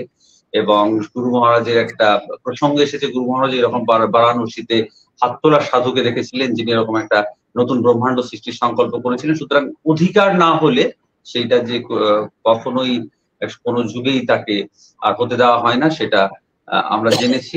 এবং একটা সোশ্যাল হারমোনির জন্য, যাতে কোনো বিকার না হয়, তার জন্য যেটা করার দরকার শ্রীরামচন্দ্র করেছেন। শেষে মহারাজ আমাদের একেবারে শেষে রামচন্দ্র খুব ছোট্ট করে রামচন্দ্রের যে আক্ষরিক অর্থ সেটা আমাদের মনে করিয়েছেন। রাম মানে আলো, সূর্য, এবং ইজিপসিয়ানরাও বলেন যে নিজের মধ্যে আলো বা জ্ঞানের দীপ্তি খোঁজেন তিনি রাম। গুরু মহারাজ বলতেন কাম হি রাম হতা হয়, সেখান থেকেই আর কি সাধনার শুরু, সাধনার উজান শুরু। রাম নিজেও সূর্যবংশীয় ছিলেন এবং ব্রহ্মতত্ত্বের দিক থেকেও নির্গুণ তত্ত্ব সগুণের মধ্যে দিয়ে প্রকাশিত হচ্ছে।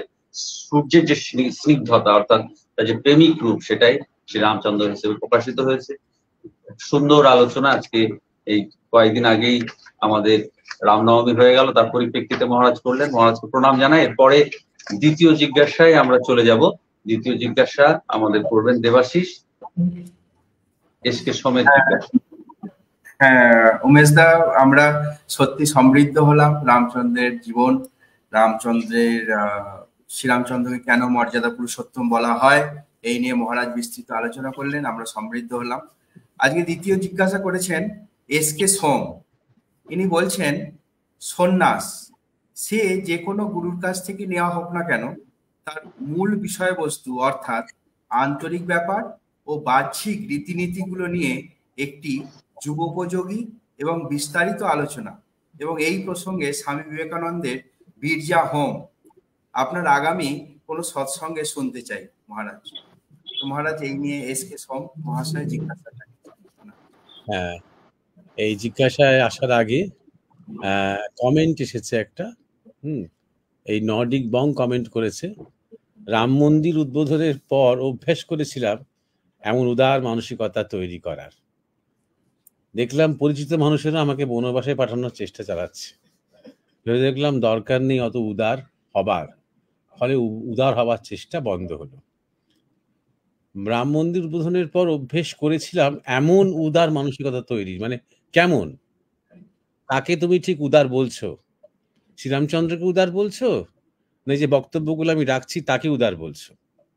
শ্রীরামচন্দ্রের কথা তিনি বলবেন, আমি কিন্তু কোনো উদার মানসিকতা তৈরির চেষ্টাই করছি না। আমি সত্য বলার চেষ্টা করছি, আমি সৎ পথে থাকার চেষ্টা করছি, এবং তার সেইটা করছি বলে আমাকে কেউ বনবাসে পাঠাবে, না কেউ আমাকে নরকে পাঠাবে, না কেউ আমাকে আগুনে ফেলে দেবে, তাই নিয়ে আমার বিন্দুমাত্র করে মাথা ব্যথা নেই। তা তুমি যতদূর তোমাকে আমি জানি, তুমি বোধহয় একটা ইয়াং ছেলে, তোমার কাছ থেকে এরকম ধরনের হীন এবং কিছুটা অপ্রাসঙ্গিক এবং কিছু অপদার্থের মতন কথাবার্তা মন্তব্য আমি আশা করব না। আলোচনাগুলো খুব গুরুত্বপূর্ণ আলোচনা হয়, সেগুলো একটু মন দিয়ে মনন করো, শ্রবণ করো। তুমি কি করে পারবে উদার মানসিকতা তৈরি করতে? তুমি কি করে পারবে শ্রীরামচন্দ্রের মতন 14 বছরের বনবাস নিয়ে বেরিয়ে যেতে? এই বাড়ির লোকেরা, কাছের লোকেরা তোমাকে বনবাসে পাঠানোর ব্যবস্থা করছে বলে তুমি ভয় কাঁপতে আরম্ভ করছো। সুতরাং তুমি এগুলো জাস্ট শোনার যে অধিকার পেয়েছো, এটাই তুমি নিজেকে ধন্য বলে মনে করো। বুঝতে পারছো? অতএব কিছু হওয়ার চেষ্টা করো না, উদার হওয়ারও চেষ্টা করো না, হ্যাঁ, চরিত্রবান হওয়ার চেষ্টা করো না, সত্যকে জানার চেষ্টা করো, ঈশ্বরের পথে এগোনোর চেষ্টা করো। পথে এগোতে এগোতেই দেখবে চরিত্র কাকে বলে, এগোতে এগোতেই দেখবে উদারতা কাকে বলে। তখন কোনো উদার মানুষকে দেখলে বুঝতেও পারবে। নাহলে একজন উদারকে তুমি ভীরু ভাববে, নাহলে উদারকে তুমি ইমপ্র্যাকটিক্যাল ভাববে, সেকেলে ভাববে একজন উদারকে। সুতরাং তুমি কি চেষ্টা করে যেটা করে গুরুত্বপূর্ণ নয়, এটা একটা শ্রদ্ধা সহকারে শোনো। আর যখন সত্যি সত্যি ভেতর থেকে কিছু একটা কথা উঠে আসবে, যে কথা কিছু অ্যাড করছে, যখন কমেন্ট করছো, সেই কমেন্টটা এই আলোচনায় কিছু একটা যুক্ত করছে, কিছু যোগ করছে, তখন সেই কমেন্টটা করো। যা আলোচনাটাকে কোথাও একটা খেলো পর্যায়ে নিয়ে যাচ্ছে, সেখানে কোনো কমেন্ট করো না। এটা তোমার নিজের কথা, সে তুমি নিজের বাড়ির লোকেদের সাথে সেটা নিয়ে আলোচনা করো, এখানে কমেন্ট করো না। তোমাদের যারা নিয়মিত শ্রোতা, তোমাদের কাছ থেকে আমি একটু দায়িত্ববোধ আশা করব। এসকে সোম যে জিজ্ঞাসা করেছেন, প্রথমত এসকে সোমকে আমি জিজ্ঞাসা করি যে আপনি কি সন্ন্যাসী হতে চাইছেন? কারণ এরকম ধরনের জিজ্ঞাসা করেছেন কেন? প্রথমেই যে জিজ্ঞাসাটা করছে, সে যে গুরুই হোক না কেন, সেটা খুব গুরুত্বপূর্ণ। সন্ন্যাস না, কত রকমের সন্ন্যাসী আছে আমাদের দেশে। 10 নামী সন্ন্যাস পরম্পরা শুরু করেছিলেন শঙ্করাচার্য, এবং তার আগে থেকেই কিন্তু বহু সন্ন্যাসী পরম্পরা ছিল, বহু গোষ্ঠী, বহু সম্প্রদায়। একেবারে লুজ ছিল, কে কোন লেভেল, কে কার কোন গুরু, কার কোন পরম্পরা, কোনো তেমন ঠিক ঠিকানা ছিল না, কোনো অর্গানাইজেশন ছিল না সেই অর্থে।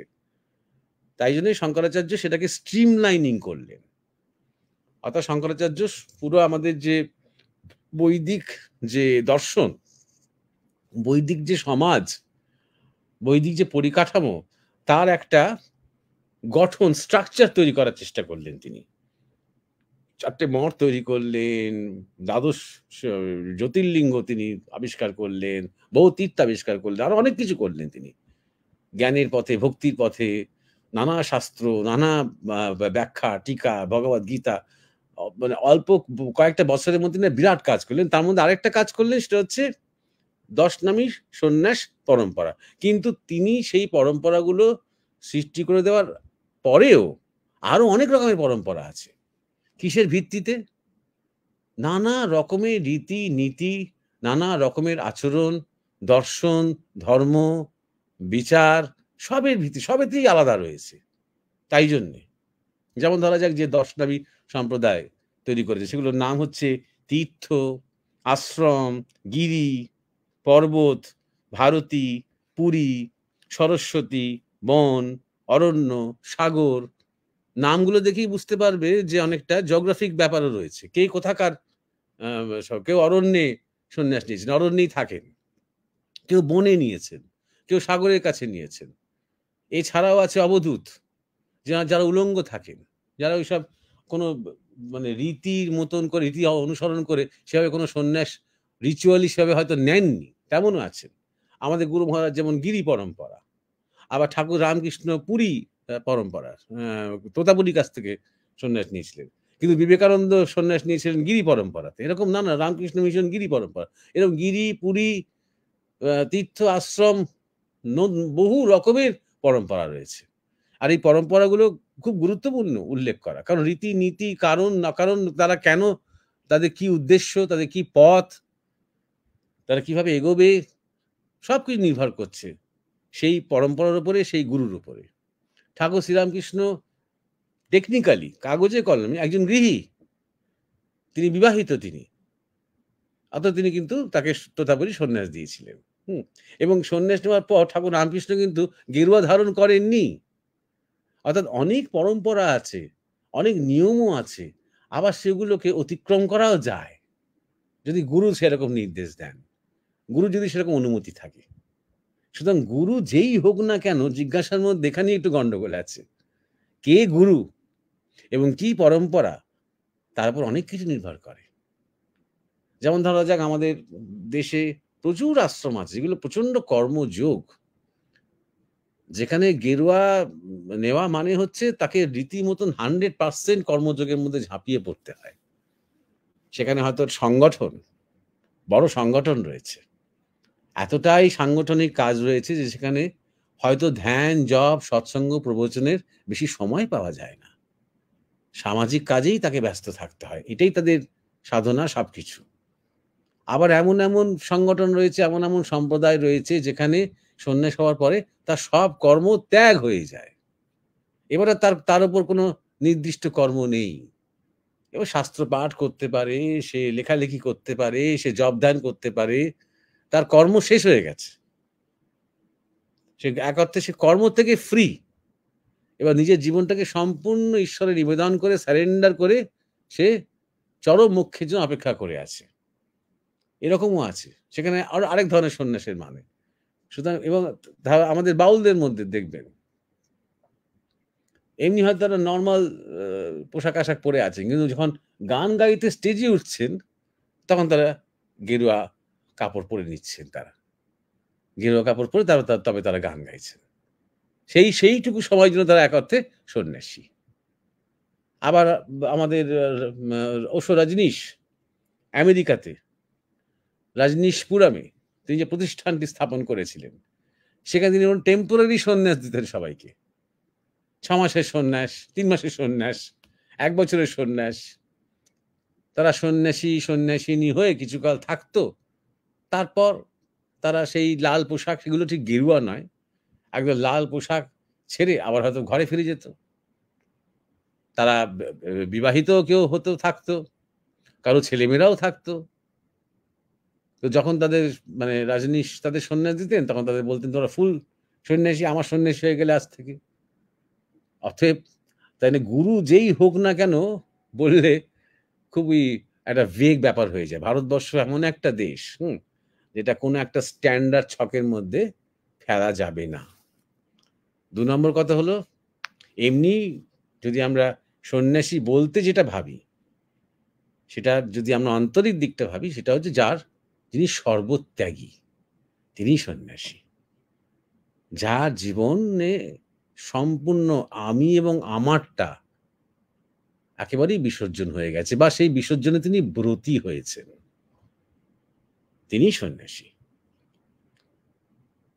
যার মধ্যে যত আসক্তি আছে, যত বাসনা আছে, যত আকাঙ্ক্ষা আছে, যত কর্মফল আছে, সব তিনি অর্পণ করেছেন এবং পূর্ণ সারেন্ডার, পূর্ণ সমর্পিত, পূর্ণ শরণাগত হয়েছেন তিনি তার ইষ্টের প্রতি, তার গুরুর প্রতি।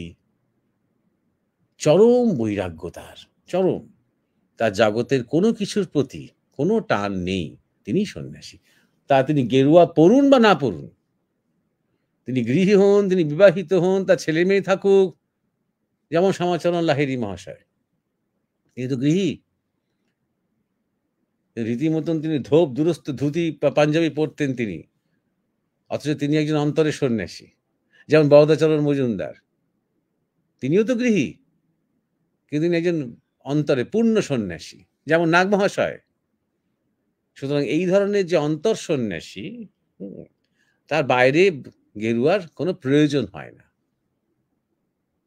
গেরুয়া সাধারণত প্রয়োজন হয় তাদের জন্য যারা কোনো সংগঠনের সাথে যুক্ত আছে, বা আমাদের দেশে যারা সব ছেড়ে দিয়ে পরিব্রাজনের জীবন যাপন করছেন, তাদের অঙ্গে গেরুয়া থাকলে তাদের মোটামুটি খাওয়া পড়ার খুব একটা অসুবিধা হয় না। আমাদের দেশ দেবভূমি তো, ধর্মভূমি, তাই তাদের খুব একটা অসুবিধা হয় না, সার্ভাইভ করতে পারেন তারা। ২ নম্বর। ৩ নম্বর হচ্ছে যে আপনি জিজ্ঞাসা বিবেকানন্দের বিরজা হোম। বিবেকানন্দের বিরজা হোম বলে কিছু নেই তো। বিরজা হোম আমাদের শাস্ত্রে উল্লিখিত আছে। বিরজা হচ্ছে একটা নদী, বলা যায় একটা রূপক নদী। গোলক থেকে বৈকুণ্ঠে যাবার মাঝখানে যে নদীটা, সেটা হচ্ছে বিরজা। তাহলে বিরজা যখন আমি ক্রস করছি, বা বিরজা যখন আমি পেরোচ্ছি, তখন আমি এই ভূলোকের, অর্থাৎ এই জগতের সমস্ত আকর্ষণ, সমস্ত সম্পর্ক আমি সেই জলের মধ্যে সঁপে দিয়ে আমি ওপারে যাচ্ছি। যখন আমি সম্পূর্ণ উলঙ্গ হয়ে, তখন আমি গোলকে পৌঁছচ্ছি বা বৈকুণ্ঠে পৌঁছচ্ছি। সেখানে কে আছেন? বিষ্ণু আছেন। আর একটা অ্যালেগরি অর্থে, রূপক অর্থে, যে এই জাগতিক এবং আধ্যাত্মিকের মাঝখানে যে বাউন্ডারিটা, সেটাকে বলে বিরজা। এই বিরজা হোম যখন হচ্ছে সন্ন্যাসীর, সদ্য যিনি সন্ন্যাসী হচ্ছেন, তখন বিরজা হোমের যে আগুন, সে আগুন হচ্ছে অন্তঃশুদ্ধিতার এক প্রতীক। অর্থাৎ আমার মধ্যে যত কামনা আছে, বাসনা আছে, কর্ম আছে, যত ইমপ্রেশনস রয়েছে, সব পুড়ে খাক হয়ে যাক। ভেতরের যে আকর, যে আসল আমিটা, যে সুন্দর, যে অপার্থিব, যে সোনার মানুষটা, অন্তঃকরণটা, সেইটা জেগে উঠুক। বাদ বাকিটা আগুনে পুড়ে খাক হয়ে যাক একদম। সোনার উপরে যে ইম্পিউরিটি গুলো রয়েছে, সেইগুলোই আগুনে সরে যায়, শুধু সোনাটাই থেকে যায়, কাঁচা সোনাটাই থেকে যায়। সেই হোম, সেই বিরজা। আর এই বিরজার সময় সন্ন্যাসী আত্মশ্রাদ্ধ করেন। আমরা সাধারণত যখন আমাদের শরীর ছাড়ে, তখন আমরা আশা করি যে আমার ছেলে মেয়েরা মুখাগ্নি করবে, আমার শ্রাদ্ধ করবে, পিণ্ডদান করবে, অর্থাৎ পারলৌকিক যে কর্মগুলো করতে হয় সেগুলো করবে। কিন্তু সন্ন্যাসী সেরকম তো আশা করেন না, কারণ সন্ন্যাসী তার পরিবার পরিজন ছেড়ে এসেছেন। তার অনেক গুরু ভাই, অনেক গুরু সন্ন্যাসী টন্যাসী রয়েছেন, কিন্তু তাদের সাথে তার এই রকম ধরনের লৌকিক সম্পর্ক তো নয়, আত্মিক সম্পর্ক। তাই জন্য একজন প্রকৃত সন্ন্যাসী, যিনি সন্ন্যাসের ব্রত নিয়েছেন, তিনি সেই পারলৌকিক কাজটা আগেই সেরে নিচ্ছেন। তিনি নিজের নামেই নিজের শ্রাদ্ধ করছেন, যাতে করে মুখাগ্নিকে করবে, আর শ্রাদ্ধতে কি হবে, আর ওকে দাহ করা হবে, না ওকে জলে ভাসানো হবে, নাকি ওকে কবর দেওয়া হবে, এই সমস্ত হাজার রকমের বিচারের মধ্যে কাউকে না থাকতে হয়। তিনি যেমন যে ফ্রিডম তিনি খুঁজেছেন তার জীবনে, তার বডিটা নিয়ে যেন সেরকম ফ্রিডম থাকে। কাউকে যেন ভাবতে না হয় যে ওই সন্ন্যাসী চলে গেলেন, এবার তার পরে আমাদের এই করতে হবে। তিনি নিজেও কখনো বন্ধন স্বীকার করবেন না এবং জগৎকেও কোনো বন্ধন দিয়ে যাবেন না। আজকে হয়তো কেউ একজন প্রিয়জন মারা গেল, তারপর আরেকটা নতুন বন্ধন সৃষ্টি হলো। এবার কি করতে হয়, কি নিয়ম পালন করতে হয়, কতদিন নাড়া হয়ে থাকতে হয়, কতদিন কি খেতে হয়, কতদিন হবিষ্যি করতে হয়, হাজার রকমের নিয়ম এবং বন্ধন আমাকে গ্রামার জেনে চলতে হবে। কিন্তু একজন সন্ন্যাসী কখনো সেই গ্রামারের বন্ধনে পড়েননি এবং তার যখন শরীর ছাড়বে তিনি মুক্ত, তিনি কাউকে কোনো গ্রামারের বন্ধনে ফেলবেন না। এই আত্মশ্রদ্ধা বলছি, আত্মশ্রাদ্ধ করতে হয় সন্ন্যাসীদের, বিরজার একটা অঙ্গ। যাই হোক, এবার আমরা আমাদের তৃতীয় জিজ্ঞাসায় আসি, কারণ বেশি সময় নেই।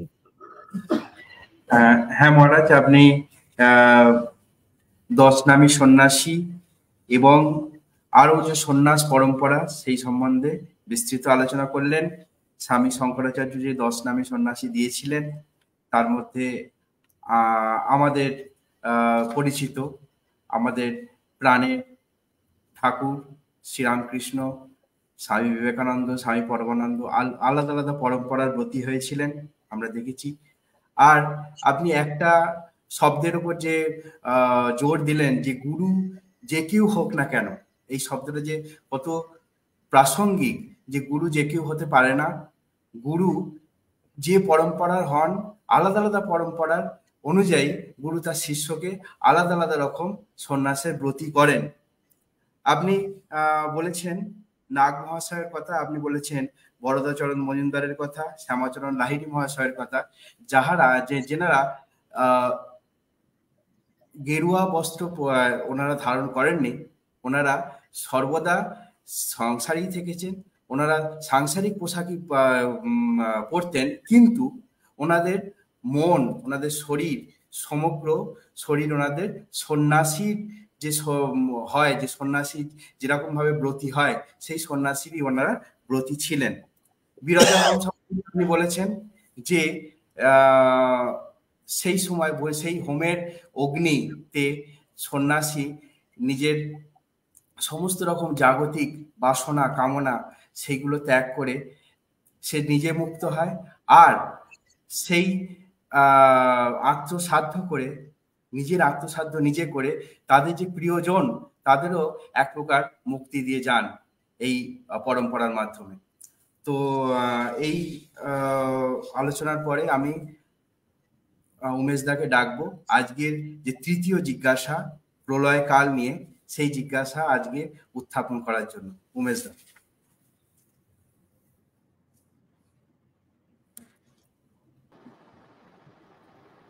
তৃতীয় জিজ্ঞাসা রেখেছেন অরিজিৎ দাস, আমি পাঠ করছি। মহারাজ, আগামীতে কল্কি অবতার প্রসঙ্গে কল্কির ভূমিকা নিয়ে যদি আলোচনা ও তার তাৎপর্য ব্যাখ্যা করেন তাহলে কৃতার্থ হব। অরিজিৎ দাস। ভূমিকা বা তাৎপর্য খুবই সহজ, সেটা হচ্ছে শুভের সাথে অশুভ শক্তির যে দ্বন্দ্ব। এবার শুভ কোনটা আর অশুভ কোনটা, এটা নিয়ে মানুষের মনের মধ্যে অনেক বিভ্রান্তি থাকতে পারে, অনেক প্রশ্ন থাকতে পারে, অনেক তর্ক থাকতে পারে।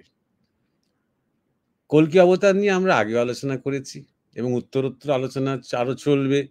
আর পুরো ইন্টারনেট ভর্তি, সোশ্যাল মিডিয়া ভর্তি কল্কি অবতার, ভবিষ্য পুরাণ ইত্যাদি ইত্যাদি এখন চলছে। আমি একটু অন্য দিক থেকে ব্যাপারটা আজকে একটু আলোচনা করতে চাই। হয়তো কেউ আর্মাগেডন শব্দটা শুনেছেন। এই আর্মাগেডন মানে হচ্ছে খ্রিস্টানদের একটা বিশ্বাস, বিশেষ করে যারা ইভাঞ্জেলিক্যাল খ্রিস্টান বলতেও একটা বিরাট একমতওয়ালা কোনো গোষ্ঠী নয়, খ্রিস্টানদের মধ্যে অনেক ভাগ রয়েছে। তার মধ্যে ইভাঞ্জেলিক্যাল খ্রিস্টান এরা খুবই শক্তিশালী। এদের বিশ্বাস যে একটা সময় আসবে যখন আর্মাগেডন মানে শেষের দিনগুলো বলতে তারপরে আর জগৎ থাকবে না। কোন জগৎটা থাকবে না? যে জগৎটাকে আমরা চিনি, যে রূপে চিনি, সেই রূপে এই জগৎটা থাকবে না। তারপরে কি হবে? ভালো দিন আসবে। সেই ভালো দিনটা কেমন দিন? 1000 বছরের শুভ শক্তির শাসন। কে সেই শুভ শক্তি শাসন করবেন? যিশু। সেই যিশু মানে কি করে যিশু? তিনি তো 2000 না, এটা দ্বিতীয়বার যিশুর প্রত্যাবর্তনের পর তিনি ফিরে এসে তিনি 1000 বছর যে সুন্দর শাসন নিয়ে আসবেন, যিশু রাজ্য। আমরা তখন রামরাজ্য নিয়ে কথা বলছিলাম, যিশু রাজ্য নিয়ে আসবেন, সেটা হচ্ছে আর্মাগেডন। কিন্তু সেই ভালোটা আসার আগে অনেক খারাপ হবে, সেই শুভটা আসার আগে অনেক অশুভ হবে, সেই শান্তিটা আসার আগে অনেক অশান্তি হবে। এটিকে আমাদের মানে কলকাতার সাথে খুব মিল আছে, তাই আমি এই কথাগুলো বলছি। তারপরে সেই যিশু, এখানে যিশু শব্দটা ব্যবহার করেন না, মানে যিশুই, কিন্তু ওরা ক্রাইস্ট শব্দটা ব্যবহার করে, কারণ বাইবেলে নাকি ক্রাইস্ট বলা আছে। এবং ক্রাইস্ট এসে অ্যান্টি ক্রাইস্টকে হারাবেন, বধ করবেন, তাকে নরকে নিক্ষেপ করবেন চিরকালের জন্য। এই অ্যান্টি ক্রাইস্ট আবার কি? সে হচ্ছে এই যুগের কি বলবো ভিলেন, এই যুগের খলনায়ক, এই যুগের কলি, তিনি অ্যান্টি ক্রাইস্ট। এই ঘটনাটা কোথায় ঘটবে? ইসরায়েলে ঘটবে, এটা বাইবেল বলছে। তাই জন্য এই প্রসঙ্গটা আমি আমরা তুলছি, ইসরায়েলে ঘটবে। তাহলে ইসরায়েলে কেন ঘটবে? কারণ পুরো ইহুদিরা, ইভাঞ্জেলিক্যাল খ্রিস্টানরা যা বলে, যাদেরকে বলা হয় খ্রিস্টান জায়নিস, আমি ঠিক তাই বলছি, সরলভাবে বলছি, একটু মজা করে বলছি, কিন্তু একটা অত্যুক্তি নেই। পুরো পৃথিবীর ইহুদিরা যখন এসে ইসরায়েলে জড়ো হবে, তখন এই গোটা যত খ্রিস্টান বিরোধী শক্তি, যারা পাপের শক্তি, অন্যায় শক্তি, তারা সবাই একাট্টা হবে অ্যান্টি ক্রাইস্টের শাসনে, অ্যান্টি ক্রাইস্টের ছাতার তলায় তারা সব একত্রিত হবে, প্রচন্ড ধ্বংস চালাবে, পৃথিবী একদম তোলপাড় হয়ে যাবে এদের দাপটে, সব শেষের দিকে, সব একেবারে ধ্বংসের দিকে এগোবে। তখন বিশ্বাসীদের নিয়ে, ভক্তদের নিয়ে ক্রাইস্ট আসবেন দ্বিতীয়, যিনি অপেক্ষা করছিলেন এতকাল কিসের জন্য? সমস্ত ইহুদিদের ইসরায়েলে আসার জন্য অপেক্ষা করছিলেন, তাই জন্য তিনি আসতে পারছিলেন না। ওটাই কন্ডিশন বাইবেলে, এই ইভাঞ্জেলিক্যাল খ্রিস্টানদের মতো ওটাই কন্ডিশন। যতক্ষণ না সবাই ইসরায়েলে একত্রিত হচ্ছে, সব ইহুদিরা, ততক্ষণ পর্যন্ত ক্রাইস্ট আসতে পারছেন না। অ্যান্টি ক্রাইস্ট তার আগে এসেই গেছেন, তিনি একত্র করছেন সবাই, ইসরায়েলে সবাইকে করে প্রচন্ড তাণ্ডব এবং যুদ্ধ, পুরো পৃথিবী একেবারে তোলপাড়। তার সাথে প্রাকৃতিক দুর্যোগ, তার সাথে ঝড়, বন্যা ইত্যাদি ইত্যাদি, প্যান্ডেমিক সব হয়ে যাওয়ার পরে তারপরে 1000 বছরের, এই 1000 বছরের ক্রাইস্টের সোনার শাসন। একই রকমের গল্প কিছুটা ইহুদিদের মধ্যেও আছে। তারা তো যিশুকে মানে না, তারা লাস্ট যাকে মানেন তিনি হচ্ছেন মোজেস, মুসা। তিনি সেই মানে গডের সাথে কথা বলে, ঈশ্বরের সাথে কথা বলে, ঈশ্বরের কাছ থেকে প্রাপ্ত দুটো ট্যাবলেট নিয়ে এসেছিলেন, 10টা কমান্ডমেন্ট, 10টা আদেশ। যাই হোক, পরবর্তীকালে ইসরায়েলিরা কিংবা ইহুদিরা অনেক অন্যায় পাপ টাপ করেছে। এটা এবার আমি ইহুদি যে পুরোহিততন্ত্র, ক্লাসিক যারা ইহুদি পুরোহিততন্ত্র, তাদের কথা বলছি, করে তারা ঈশ্বরের কিছুটা ক্রোধের শিকার হয়েছে, তারা শাস্তি পেয়েছে যে তোমাদের নিজেদের কোনো জমি থাকবে না, তোমার নিজেদের কোনো ভূমি থাকবে না, সব জায়গায় তোমরা তাড়া খাবে লোকেদের কাছে, কোথাও তোমাদের নিজেদের বাসস্থান থাকবে না, তোমরা এত অন্যায় করেছো, তোমরা দেবদেবী পুজো করেছো, তোমরা প্রতিমা পুজো করেছো ইত্যাদি, অনেক অন্যায় করেছো, অনেক ভুল করেছো, তোমরা নির্বাসিত হবে তোমাদের ইসরায়েল থেকে। সুতরাং ওরা ঘুরে ঘুরে বেড়ানোই ওদের ভবিতব্য, যতদিন ওদের মসিহা ফিরে আসছেন, মেসায়া, ওদের পরিত্রাতা, ওদের উদ্ধারকর্তা ফিরে আসছেন। তার ফিরে আসার সময়টা হয়ে এসেছে,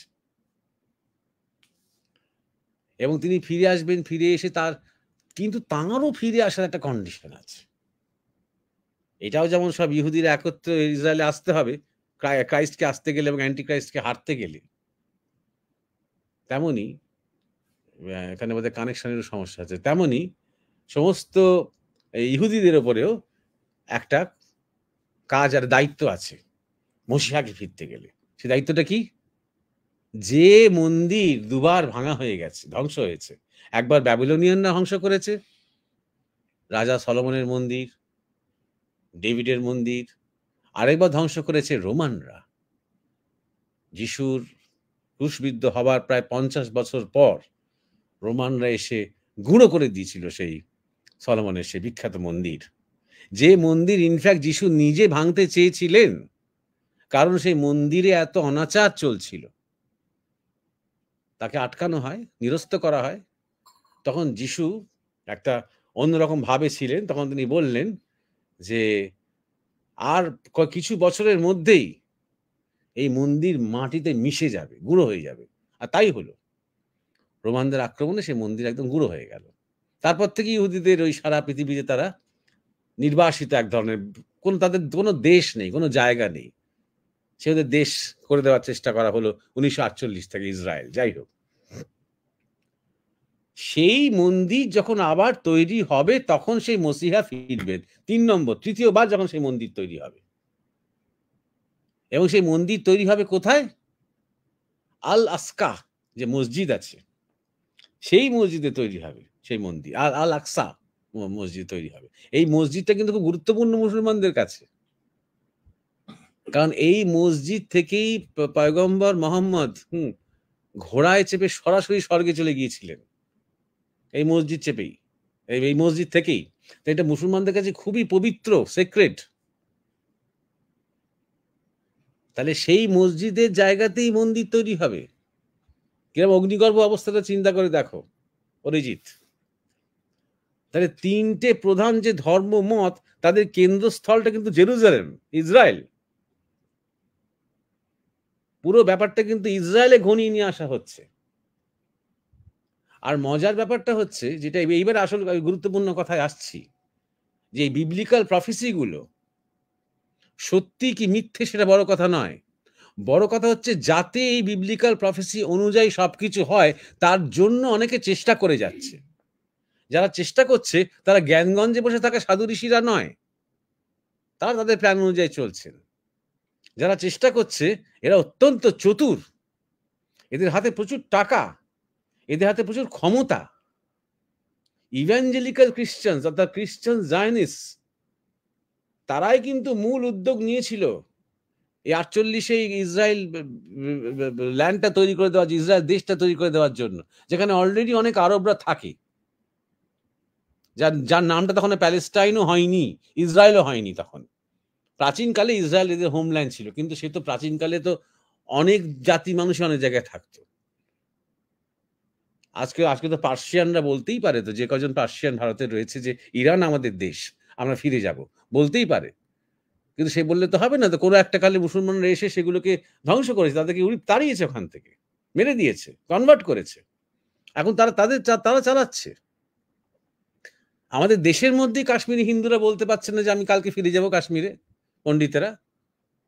সুতরাং 2000 বছর আগে কি হয়েছে সেটা পরের কথা, কিন্তু এই যে চেষ্টা করা হয়েছে 1948 সাল থেকে, যাতে করে ইহুদিদের সব এই ইসরায়েলে, তোমাদের নিজেদের হোমল্যান্ডে ফিরে যাও, যেখানে জায়গা কেনো, সুখে বসবাস করো, ইত্যাদি ইত্যাদি। উদ্দেশ্য হচ্ছে এই আর্মাগেডনকে নিয়ে আসা, ক্রাইস্টের ফিরে আসাটাকে নিয়ে আসা, ইহুদিদের ভালো করাটা নয়। কারণ ক্রাইস্টের ফিরে আসা, অ্যান্টি ক্রাইস্টকে হত্যা করার পেছনে থাকবে ইহুদি নিধন। সেই কজন ইহুদি বাঁচবে এই ইয়ের মতে, আর্মাগেডনের মতে, এই বিবলিক্যাল প্রফেসির মতে। সেই ইহুদিরাই বাঁচবে যারা কনভার্ট করবে খ্রিস্টানিটিতে। সুতরাং বাইবেলে কি আছে, কি ইহুদিদের শাস্ত্রে কি আছে, কি ইসলামে কি আছে, ইসলামেও রয়েছে এন্ড অফ ডেজ, কিয়ামতের দিন এসে গেছে। 1400 বছর প্রফেট বলেছিলেন। তারপরে 60 ক্রোশ অন্তর অন্তর বা 60 মাইল অন্তর অন্তর একটা করে প্রদীপ জ্বলবে, অর্থাৎ আর তেমন সাচ্চা মুসলমান থাকবেই না। এমন সাংঘাতিক একটা কাণ্ড হবে। শুধু ওখানেও আর্মাগেডন, আমাদের বৌদ্ধদের মধ্যেও আছেন, সব বৌদ্ধদের মধ্যে নয়, কিছু কিছু সম্প্রদায়ের মধ্যে, যে মৈত্রেয় হয়ে তিনি আবার ফিরবেন শান্তি এবং স্থিতি এবং সুরাজ্য এবং সাম্যতা স্থাপন করার জন্য। তেমন আমাদের হিন্দুদের মধ্যেও আছে, কল্কি অবতার ফিরবেন কলিকে হারিয়ে।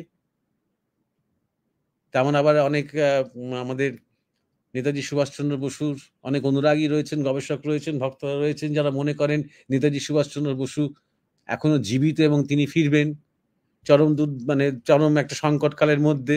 প্রশ্নটা হলো যে এই যে এতগুলো ব্যক্তি, সে ক্রাইস্টই হোক, কি মসিহাই হোক, কি কল্কি হোক, কি মৈত্র বুদ্ধ হোক, কি আরো কোনো সম্প্রদায়ের মধ্যে আরো এরকম কোনো ভবিষ্যৎবাণী বা বহুকাল থেকে আছে কিনা হোক, এরা সবাই কি একটাই লোক, ভিন্ন ভিন্ন নামে?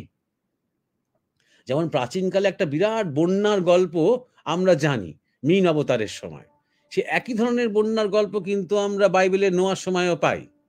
এই একই ধরনের বন্যার গল্প কিন্তু পারস্যের পুরাণেও আছে। এই একই ধরনের বন্যার গল্প কিন্তু মেক্সিকোর ইতিহাসে রয়েছে, মায়া সভ্যতার মধ্যে রয়েছে, ইনকা সভ্যতার মধ্যে রয়েছে, সব জায়গায়। মানে আলাদা আলাদা বন্যা নয়, কিন্তু হয়তো একটাই বন্যা, বিভিন্ন জনজাতি বিভিন্ন ভাবে তার বর্ণনা করেছে। এখানে বোঝাই যাচ্ছে যে আমরা একটা যুগ সন্ধিক্ষণের মধ্যে আছি। এবার যদি টেকনিক্যালি হিসেব করি, যে ধরা যাক শ্রীকৃষ্ণের শরীর ছাড়লেন আর কলিযুগ শেষ হলো, কলিযুগ শুরু হলো,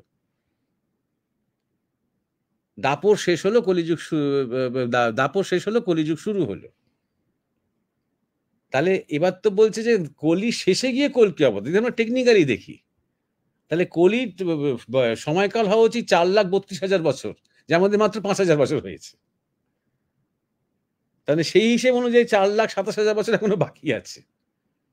কিন্তু কলিযুগ শেষ হবে না সত্যযুগ শুরু হবে, না কোন যুগ কি হবে, ওই সাইক্লিক্যাল হিসেবের মধ্যে আমরা যাচ্ছি না। একটা জিনিস কিন্তু পরিষ্কার, যে কোনো সাধারণ মানুষও বুঝতে পারছে যে ছোটবেলা থেকে যেভাবে পৃথিবীটাকে আমরা জেনে এসেছি, সেই পৃথিবীটা কিন্তু আর থাকছে না, একটা অন্যরকম কিছু হতে চলেছে। একটা চার্নিং হচ্ছে, যখন রান্না করছে না একটা, তখন এই ফুটছে না জলটা, বুঝতে পারছেন যে ভেতরে ভেতরে অনেক কিছু পাল্টে যাচ্ছে, সমীকরণ পাল্টে যাচ্ছে, রসায়ন পাল্টে যাচ্ছে, স্বাদ পাল্টাবে এবারে। ঠিক তেমনই একটা কিছু হচ্ছে বলে মনে হচ্ছে। আর একটা শেষ কথা এখানে বলছি, যে সেই কোভিডের সময় থেকে আমরা একটা কথা খুব শুনছি, যে নিউ ওয়ার্ল্ড অর্ডার, নতুন একটা বিশ্ব এবং নতুন একটা বিশ্ব নীতি, নতুন একটা বিশ্ব সরকার, নতুন একটা বিশ্ব ভাষা, নতুন নিয়ম কানুন, নতুন প্রশাসন, এক বিশ্ব প্রশাসন, এক বিশ্ব ধর্ম বা অধর্ম, এরকম শুনছি। এটা যখন ওয়ার্ল্ড হেলথ অর্গানাইজেশন বলছে, এটা আমার বক্তব্য, ওরা যখন ওয়ার্ল্ড হেলথ অর্গানাইজেশন বলছে, ওরা ওদের একটা ওয়ার্ল্ড অর্ডারের কথা বলছে। এটা যখন ওয়ার্ল্ড ইকোনমিক ফোরাম বলছে, তখন ওই ওয়ার্ল্ড হেলথ অর্গানাইজেশনের মতনই ওরা বলছে। এই নিউ ওয়ার্ল্ড অর্ডার যখন ক্রিশ্চান, ইভাঞ্জেলিক্যাল ক্রিশ্চান বলছে, তখন তারা আরেকটা গল্প বলার চেষ্টা করছে। এই নিউ ওয়ার্ল্ড অর্ডার যখন আমাদের দেশ বলছে, যে দেশ বলছে যে একদিন ভারত বিশ্বগুরু হোক পৃথিবীর, যেমন এককালে ছিল, তখন এটা আরেকটা ওয়ার্ল্ড অর্ডারের কথা বলা হচ্ছে। এরকম ধরনের একটা ওয়ার্ল্ড অর্ডার কল্পনা বামপন্থীরাও করে, এরকম ধরনের একটা ওয়ার্ল্ড অর্ডারের কল্পনা হয়তো মুসলমানরাও করে। আমরা সবসময় তো ওয়ার্ল্ড অর্ডার নিয়ে আছি। আমার যদি গুরুদেব কেউ হন, আমার স্বামী পরমানন্দ আমার গুরুদেব, সাধারণভাবে মনে করব কবে সবাই আমার গুরুকে গুরু বলবে। আমি চাইবো আমার অর্ডারটাই ওয়ার্ল্ড অর্ডার হোক। সুতরাং বেসিক্যালি কিছু পাওয়ারফুল গ্রুপ আজকে কিন্তু এই ওয়ার্ল্ড অর্ডারের স্টেটাসটা নেওয়ার জন্য কিন্তু লড়াই করছে। আসলে সবাই জানে একটা ওয়ার্ল্ড অর্ডারের দিকে এগোচ্ছে, এমন একটা বিশ্বের দিকে আমরা এগোচ্ছি যে বিশ্ব অনেক বেশি সংহতিপূর্ণ, যে বিশ্ব একেবারে সাথে অনেক বেশি কানেক্টেড। কিন্তু সেই কানেকশনটা শুধু টেকনোলজিতে, সেই কানেকশনটা শুধু ব্রেনের মধ্যে চিপ ঢুকিয়ে, সেই কানেকশনটা কি সবার মধ্যে রোবট হয়ে গিয়ে রোগের ভয়, প্লেগের ভয়, না কানেকশনটা অন্তরের, প্রাণের, প্রেমের, যোগের, প্রকৃতির সাথে, মাটির সাথে, আধ্যাত্মিকতার সাথে? এই যে সংঘাতটা, এটাই হতে চলেছে আগামী দিনে সংঘাতটা, যে শুভ এবং অশুভটা এইখানেই। এবার সবাই ভাবছে আমি শুভর পথে, তাই না? খ্রিস্টান আইনিস্টরাও তাই ভাবছে, কিংবা যারা এই নতুন মানে যন্ত্র হিউম্যান তৈরি করতে চলেছে যারা, তারাও তাই ভাবছে। কি বা ভারতের যে একটা উত্থান আর বৈদিক জীবনচর্যার যে উত্থান, তারাও ভাবছে তাই, যে সবাই ভাবছে আমারটাই ঠিক, আমারটাই ভালো, আমারটাই সুন্দর, আমারটাই মঙ্গল। যারা শরিয়া লয়তে বিশ্বাস করে তারাও তাই ভাবছে। কিন্তু আসলে কোনটা ভালো কোনটা মন্দ প্রসঙ্গ আসার আগে এই প্রত্যেকটার মধ্যে কিন্তু ভালো মন্দ দুটোই আছে। এমন কোনো একটা মত, এমন কোনো একটা মানে সম্প্রদায় কিংবা এমন কোনো একটা জীবন চর্যা নেই যা সর্বাত্মক ভালো বা সর্বাত্মক মন্দ। এই চার্নিং এর মধ্যে যে সংঘাতটা হবে, তাতে কিন্তু আস্তে আস্তে আস্তে আস্তে আস্তে আস্তে ভালোটাই, শুভটাই, সুন্দরটাই বেরিয়ে আসবে। যাই ধর্ম হোক, যাই মত হোক, যাই ইন্টেনশন হোক। আর যা কিছু অশুভ, সে যতই, সে হিন্দু হতে পারে, সে ইভাঞ্জেলিক্যালও হতে পারে, সে জোর করে ভ্যাকসিনের সিরিঞ্জ নিয়ে ছুটছে, সে লোকটাও হতে পারে। এরা সব বেরিয়ে যাবে অনেক জনে। শেষ আরেকটা কথা বলবো, আমরা আরেকটা জিনিস আমি খুব লক্ষ্য করে দেখেছি, যারা এই সমস্ত তত্ত্ব নিয়ে খুব থাকে, তারা বলে যে যখন এই শেষের দিনটা আসবে, এই ধ্বংস সবকিছু হবে, তবে আমরা যারা এইগুলো পালন করি, আমরাই বাঁচব, আর বাকি সব শেষ। হিন্দুদের মধ্যে এরকম অনেক সম্প্রদায় আছে, এইটা পালন করো, এইটা খেও না, এই দেবতাকে ফলো করো, এই টাকা এখানে রেখে দাও তোমাদের প্রতিষ্ঠানের জন্য, সিকিউর করো, এই করো তাই করো, ব্যাস। তাহলে দেখবে শুধু আমরা কজন যারা আমরা এই সম্প্রদায়, এই জায়গায় মিলিত হয়ে আমরা এইসব কথাগুলো আলোচনা করছি, আমাদের উপর স্পেশাল কৃপা দৃষ্টি, আমরাই বাঁচব, আর বাকিরা ফিনিশ, ডেড। এটা সিকিউর, গ্যারেন্টি একটা এই জায়গাটা। এটা এরাও বলছে, ওরাও বলছে, তারাও বলছে, সবাই যারা এই ধ্বংসের তত্ত্ব নিয়ে আছে, তারাই মনে করছে আমরা ভালো আছি, ভগবান বা গড বা যেই হোক, বা ইলন মাস্ক, সে আমাদের বাঁচিয়ে রাখবে, আর বা জ্ঞানগঞ্জ, সে আমাদের শুধু বাঁচিয়ে রাখবে, বাদ বাকি সব মরবে। এটা যারা ভাবতে চাইছেন, সুখে থাকুন, ভালো থাকুন, কিন্তু মনে রাখতে হবে যে মা বলি চান, আর মা যখন বলি চান, তখন অপদার্থ মানে মা বিরোধী, মাতৃহন্তার বলি চান না, মা প্রিয়ের বলি চান, তবে রূপান্তর ঘটে। প্রকৃত যেখানে বলি দেওয়া হয় না, প্রকৃত সেখানে শ্রেষ্ঠ পশুটি, শ্রেষ্ঠ বস্তুটি মায়ের জন্য রেখে দেওয়া হয়। মায়ের প্রিয় হচ্ছে যারা মায়ের ভক্ত, মায়ের প্রিয় হচ্ছে যারা মায়ের জন্য সব ত্যাগ করতে পারে। হাজার হাজার লোকজন যখন মরে, মায়ের কিচ্ছু তেমন হয় না, মায়ের ক্ষুধা মিটে না। যখন একজন সৎ, একজন ত্যাগীর যখন তার পায়ের বলি হয়, তার পা দিয়ে যখন সেই রক্তটা ছোঁয় তার পায়ে, তখন মায়ের মানে নূপুর কেঁপে ওঠে, তার সিংহাসন কেঁপে ওঠে, আর তখনই পরিবর্তন হয়। যুগে যুগে যুগে যুগে যখনই পরিবর্তন হয়েছে, শুভ কিছু হয়েছে, বহু ভালো ভালো মানুষের আত্মবলিদানে সেটা হয়েছে। লক্ষ লক্ষ লোক এমনি যুদ্ধক্ষেত্রে মরে গেছে বলে তেমন পরিবর্তন হয়নি। এইটা কিন্তু খেয়াল রাখতে হবে। আজকে তাহলে এখানেই শেষ করা যাক। হ্যাঁ, উমেশ এবং দেবাশিস। হ্যাঁ মহারাজ, একেবারে শেষে যে আলোচনা হলো কল্কি অবতার এবং সেই সঙ্গে যে সংঘাত, যুগগত সংঘাত, আগেও কল্কি অবতার নিয়ে আপনি কথা বলেছেন, সেটা আজকে আরো অনেক দূর আমাদের চেতনাকে এগিয়ে নিয়ে যাবে বলে আমরা মনে করি। এবং সেইটার আপনি প্রথমে বলেছেন এটা শুভ অশুভের দ্বন্দ্ব, এবং প্রথমেই যার কথা এসেছে, যার যে মতাবলম্বীদের, তারা হচ্ছেন আর্মাগেডন, যারা খ্রিস্টান বিশ্বাসী ইভাঞ্জেলিক্যাল। ওরা মনে করে যে শেষের দিনগুলো আসছে, সেই সময় জগৎ থাকবে না এবং চেনা জগৎটা থাকবে না, ভালোর দিন আসবে এবং ক্রাইস্ট ফিরে আসবেন এবং একটা ক্রাইস্ট রাজ্য বা যিশু রাজ্য প্রতিষ্ঠিত হবে। 8000 বছর ধরে সেটা চলবে, তার আগে অনেক অশান্তি হবে এবং ক্রাইস্ট এসে অ্যান্টি ক্রাইস্টদের হারাবেন। এই ঘটনা ইসরায়েলে ঘটবে, তারা মনে করে। এবং ইহুদিরা ইসরায়েলে যারা খ্রিস্টান বিরোধী তারা থাকবে, এবং সেইটা বাইবেলে এটাই নাকি কন্ডিশন যে ইহুদিরা এক জায়গায় আর ইসরায়েলে জড়ো হওয়া। এবং ইহুদি যারা তারা আবার ভাবেন যে, বা তাদের যে শাস্ত্র সেখানে যেটা আছে সেটা হচ্ছে মোজেস বা মুসা, তাদের যে 10 কমান্ডমেন্টস, তাতে ইহুদিরা নিজেদের জমি থাকবে না, পৃথিবীব্যাপী তারা ঘুরে বেড়াবে, যতদিন না মোসাইহা ফিরে আসবে ততদিন তারা গোটা পৃথিবী ব্যাপী পরিভ্রমণ করবে।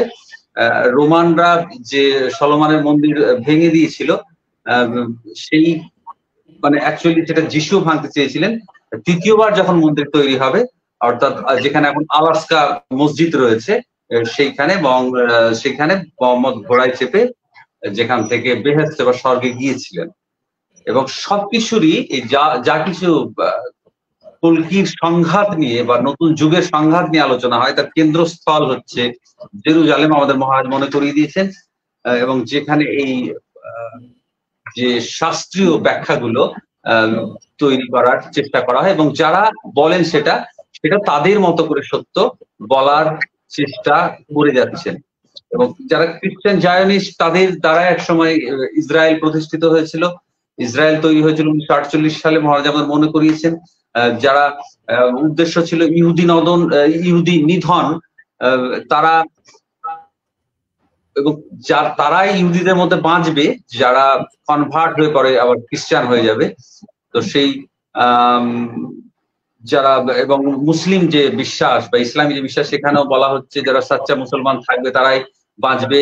এবং বৌদ্ধ যে শাস্ত্র, সেখানে বলা হয়েছে মৈত্রেয়ী রাজ্য প্রতিষ্ঠিত হবে, একটা নতুন জগৎ, নতুন যুগ তৈরি হবে। আমাদের দেশের ধর্মেও বলা হয়েছে কলকি অবতার ফিরবেন, কলিকে হারিয়ে। যারা নেতাজি বিশ্বাসী তারা মনে করেন নেতাজি ফিরবেন।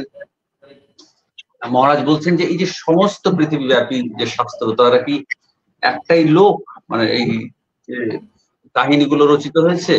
মানে যেমন মহারাজ একটা উদাহরণ দিচ্ছেন যে বন্যার কথা পৃথিবীর প্রায় সব শাস্ত্রে রয়েছে। আমাদের এখানে মিন যিনি অবতার তার ক্ষেত্রেও রয়েছে, নোয়ার ক্ষেত্রে রয়েছে, বাইবেলে রয়েছে, মেক্সিকান সাহিত্যে রয়েছে, মায়া সভ্যতার যে টেক্সট সেখানেও রয়েছে। আমরা মহারাজ মনে করিয়ে দিচ্ছেন আসলে আমরা একটা যুগ সন্ধিক্ষণে আছি, এবং শ্রীকৃষ্ণ শরীর ছাড়ার পর দাপরের শেষ এবং কলি শুরু হয়। সেই হিসেবে হয়তো দিন তারিখে 4,27,000 বছর এখনো বাকি আছে, কিন্তু সেই বছরের হিসেবে না গেলেও আমরা বলতে পারি একটা নতুন কিছু পৃথিবীতে আরম্ভ হতে যাচ্ছে।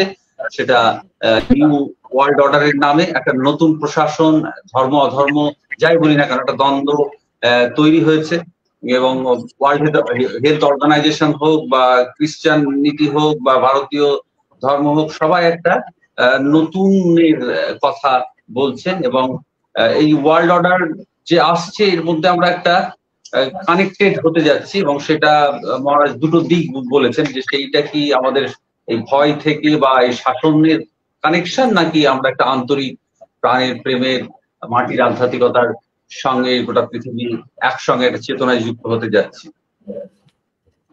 এই যে সংঘাতটা তৈরি হবে, মহারাজ বলছেন দুই পক্ষের মধ্যে ভয় এবং তার সঙ্গে আধ্যাত্মিকতা, তাতে শুভটাই বেরিয়ে আসবে। এবং মহারাজ শেষে বলেছেন যে আর সব সম্প্রদায় মনে করছে যে সবাই যারা অশুভ তারা শেষ হয়ে যাবে এবং তারাই বাঁচবে, তাদের মতো যে বিশ্বাস সেটা নিয়ে। কিন্তু আমাদের মহারাজ শেষে মনে করিয়ে দিয়েছেন যে তারা তাদের ভাবনা নিয়ে সুখে থাকতেই পারেন, কিন্তু মা বলি চান, এবং মা কখনো মাতৃহন্তা বা পদার্থ যে সন্তান তার নয়, প্রিয় যে সন্তান বা শ্রেষ্ঠ যার তার বলি চান। এবং সেই প্রিয় মানে যার মধ্যে শ্রেষ্ঠতা আছে, যিনি ত্যাগ করতে পারেন, এবং তখনই একটা নতুন যুগ আসবে। এবং এই যুগ সন্ধিক্ষণের যে একটা সংকেত, সেইটা দিয়ে আজকে মহারাজের যে আলোচনা প্রলয় কাল, সেটা আমরা শেষ হলো। আজকে আমরা যাদের আলোচনা নিতে পারলাম না তারা হলেন রামকৃষ্ণ কুমার, ঝুমা বর্মন, অনির্বাণ প্রামাণিক। আপনাদের কাছে আমরা অনুরোধ করব যে আপনারা এই অনুষ্ঠানগুলো যারা দেখছেন তারা অবশ্যই লাইক করবেন এবং শেয়ার করবেন, তাহলে অনেক মানুষের কাছে ছড়িয়ে দেওয়া যাবে। মহারাজকে প্রণাম জানাই। এবং সেই সঙ্গে আজকে আমাদের সঙ্গে ছিলেন দেবাশিস সুদূর মথুরা থেকে ওকে শুভেচ্ছা জানাই। সকলকে ভালোবাসা জানিয়ে আজকের অনুষ্ঠান শেষ করছি।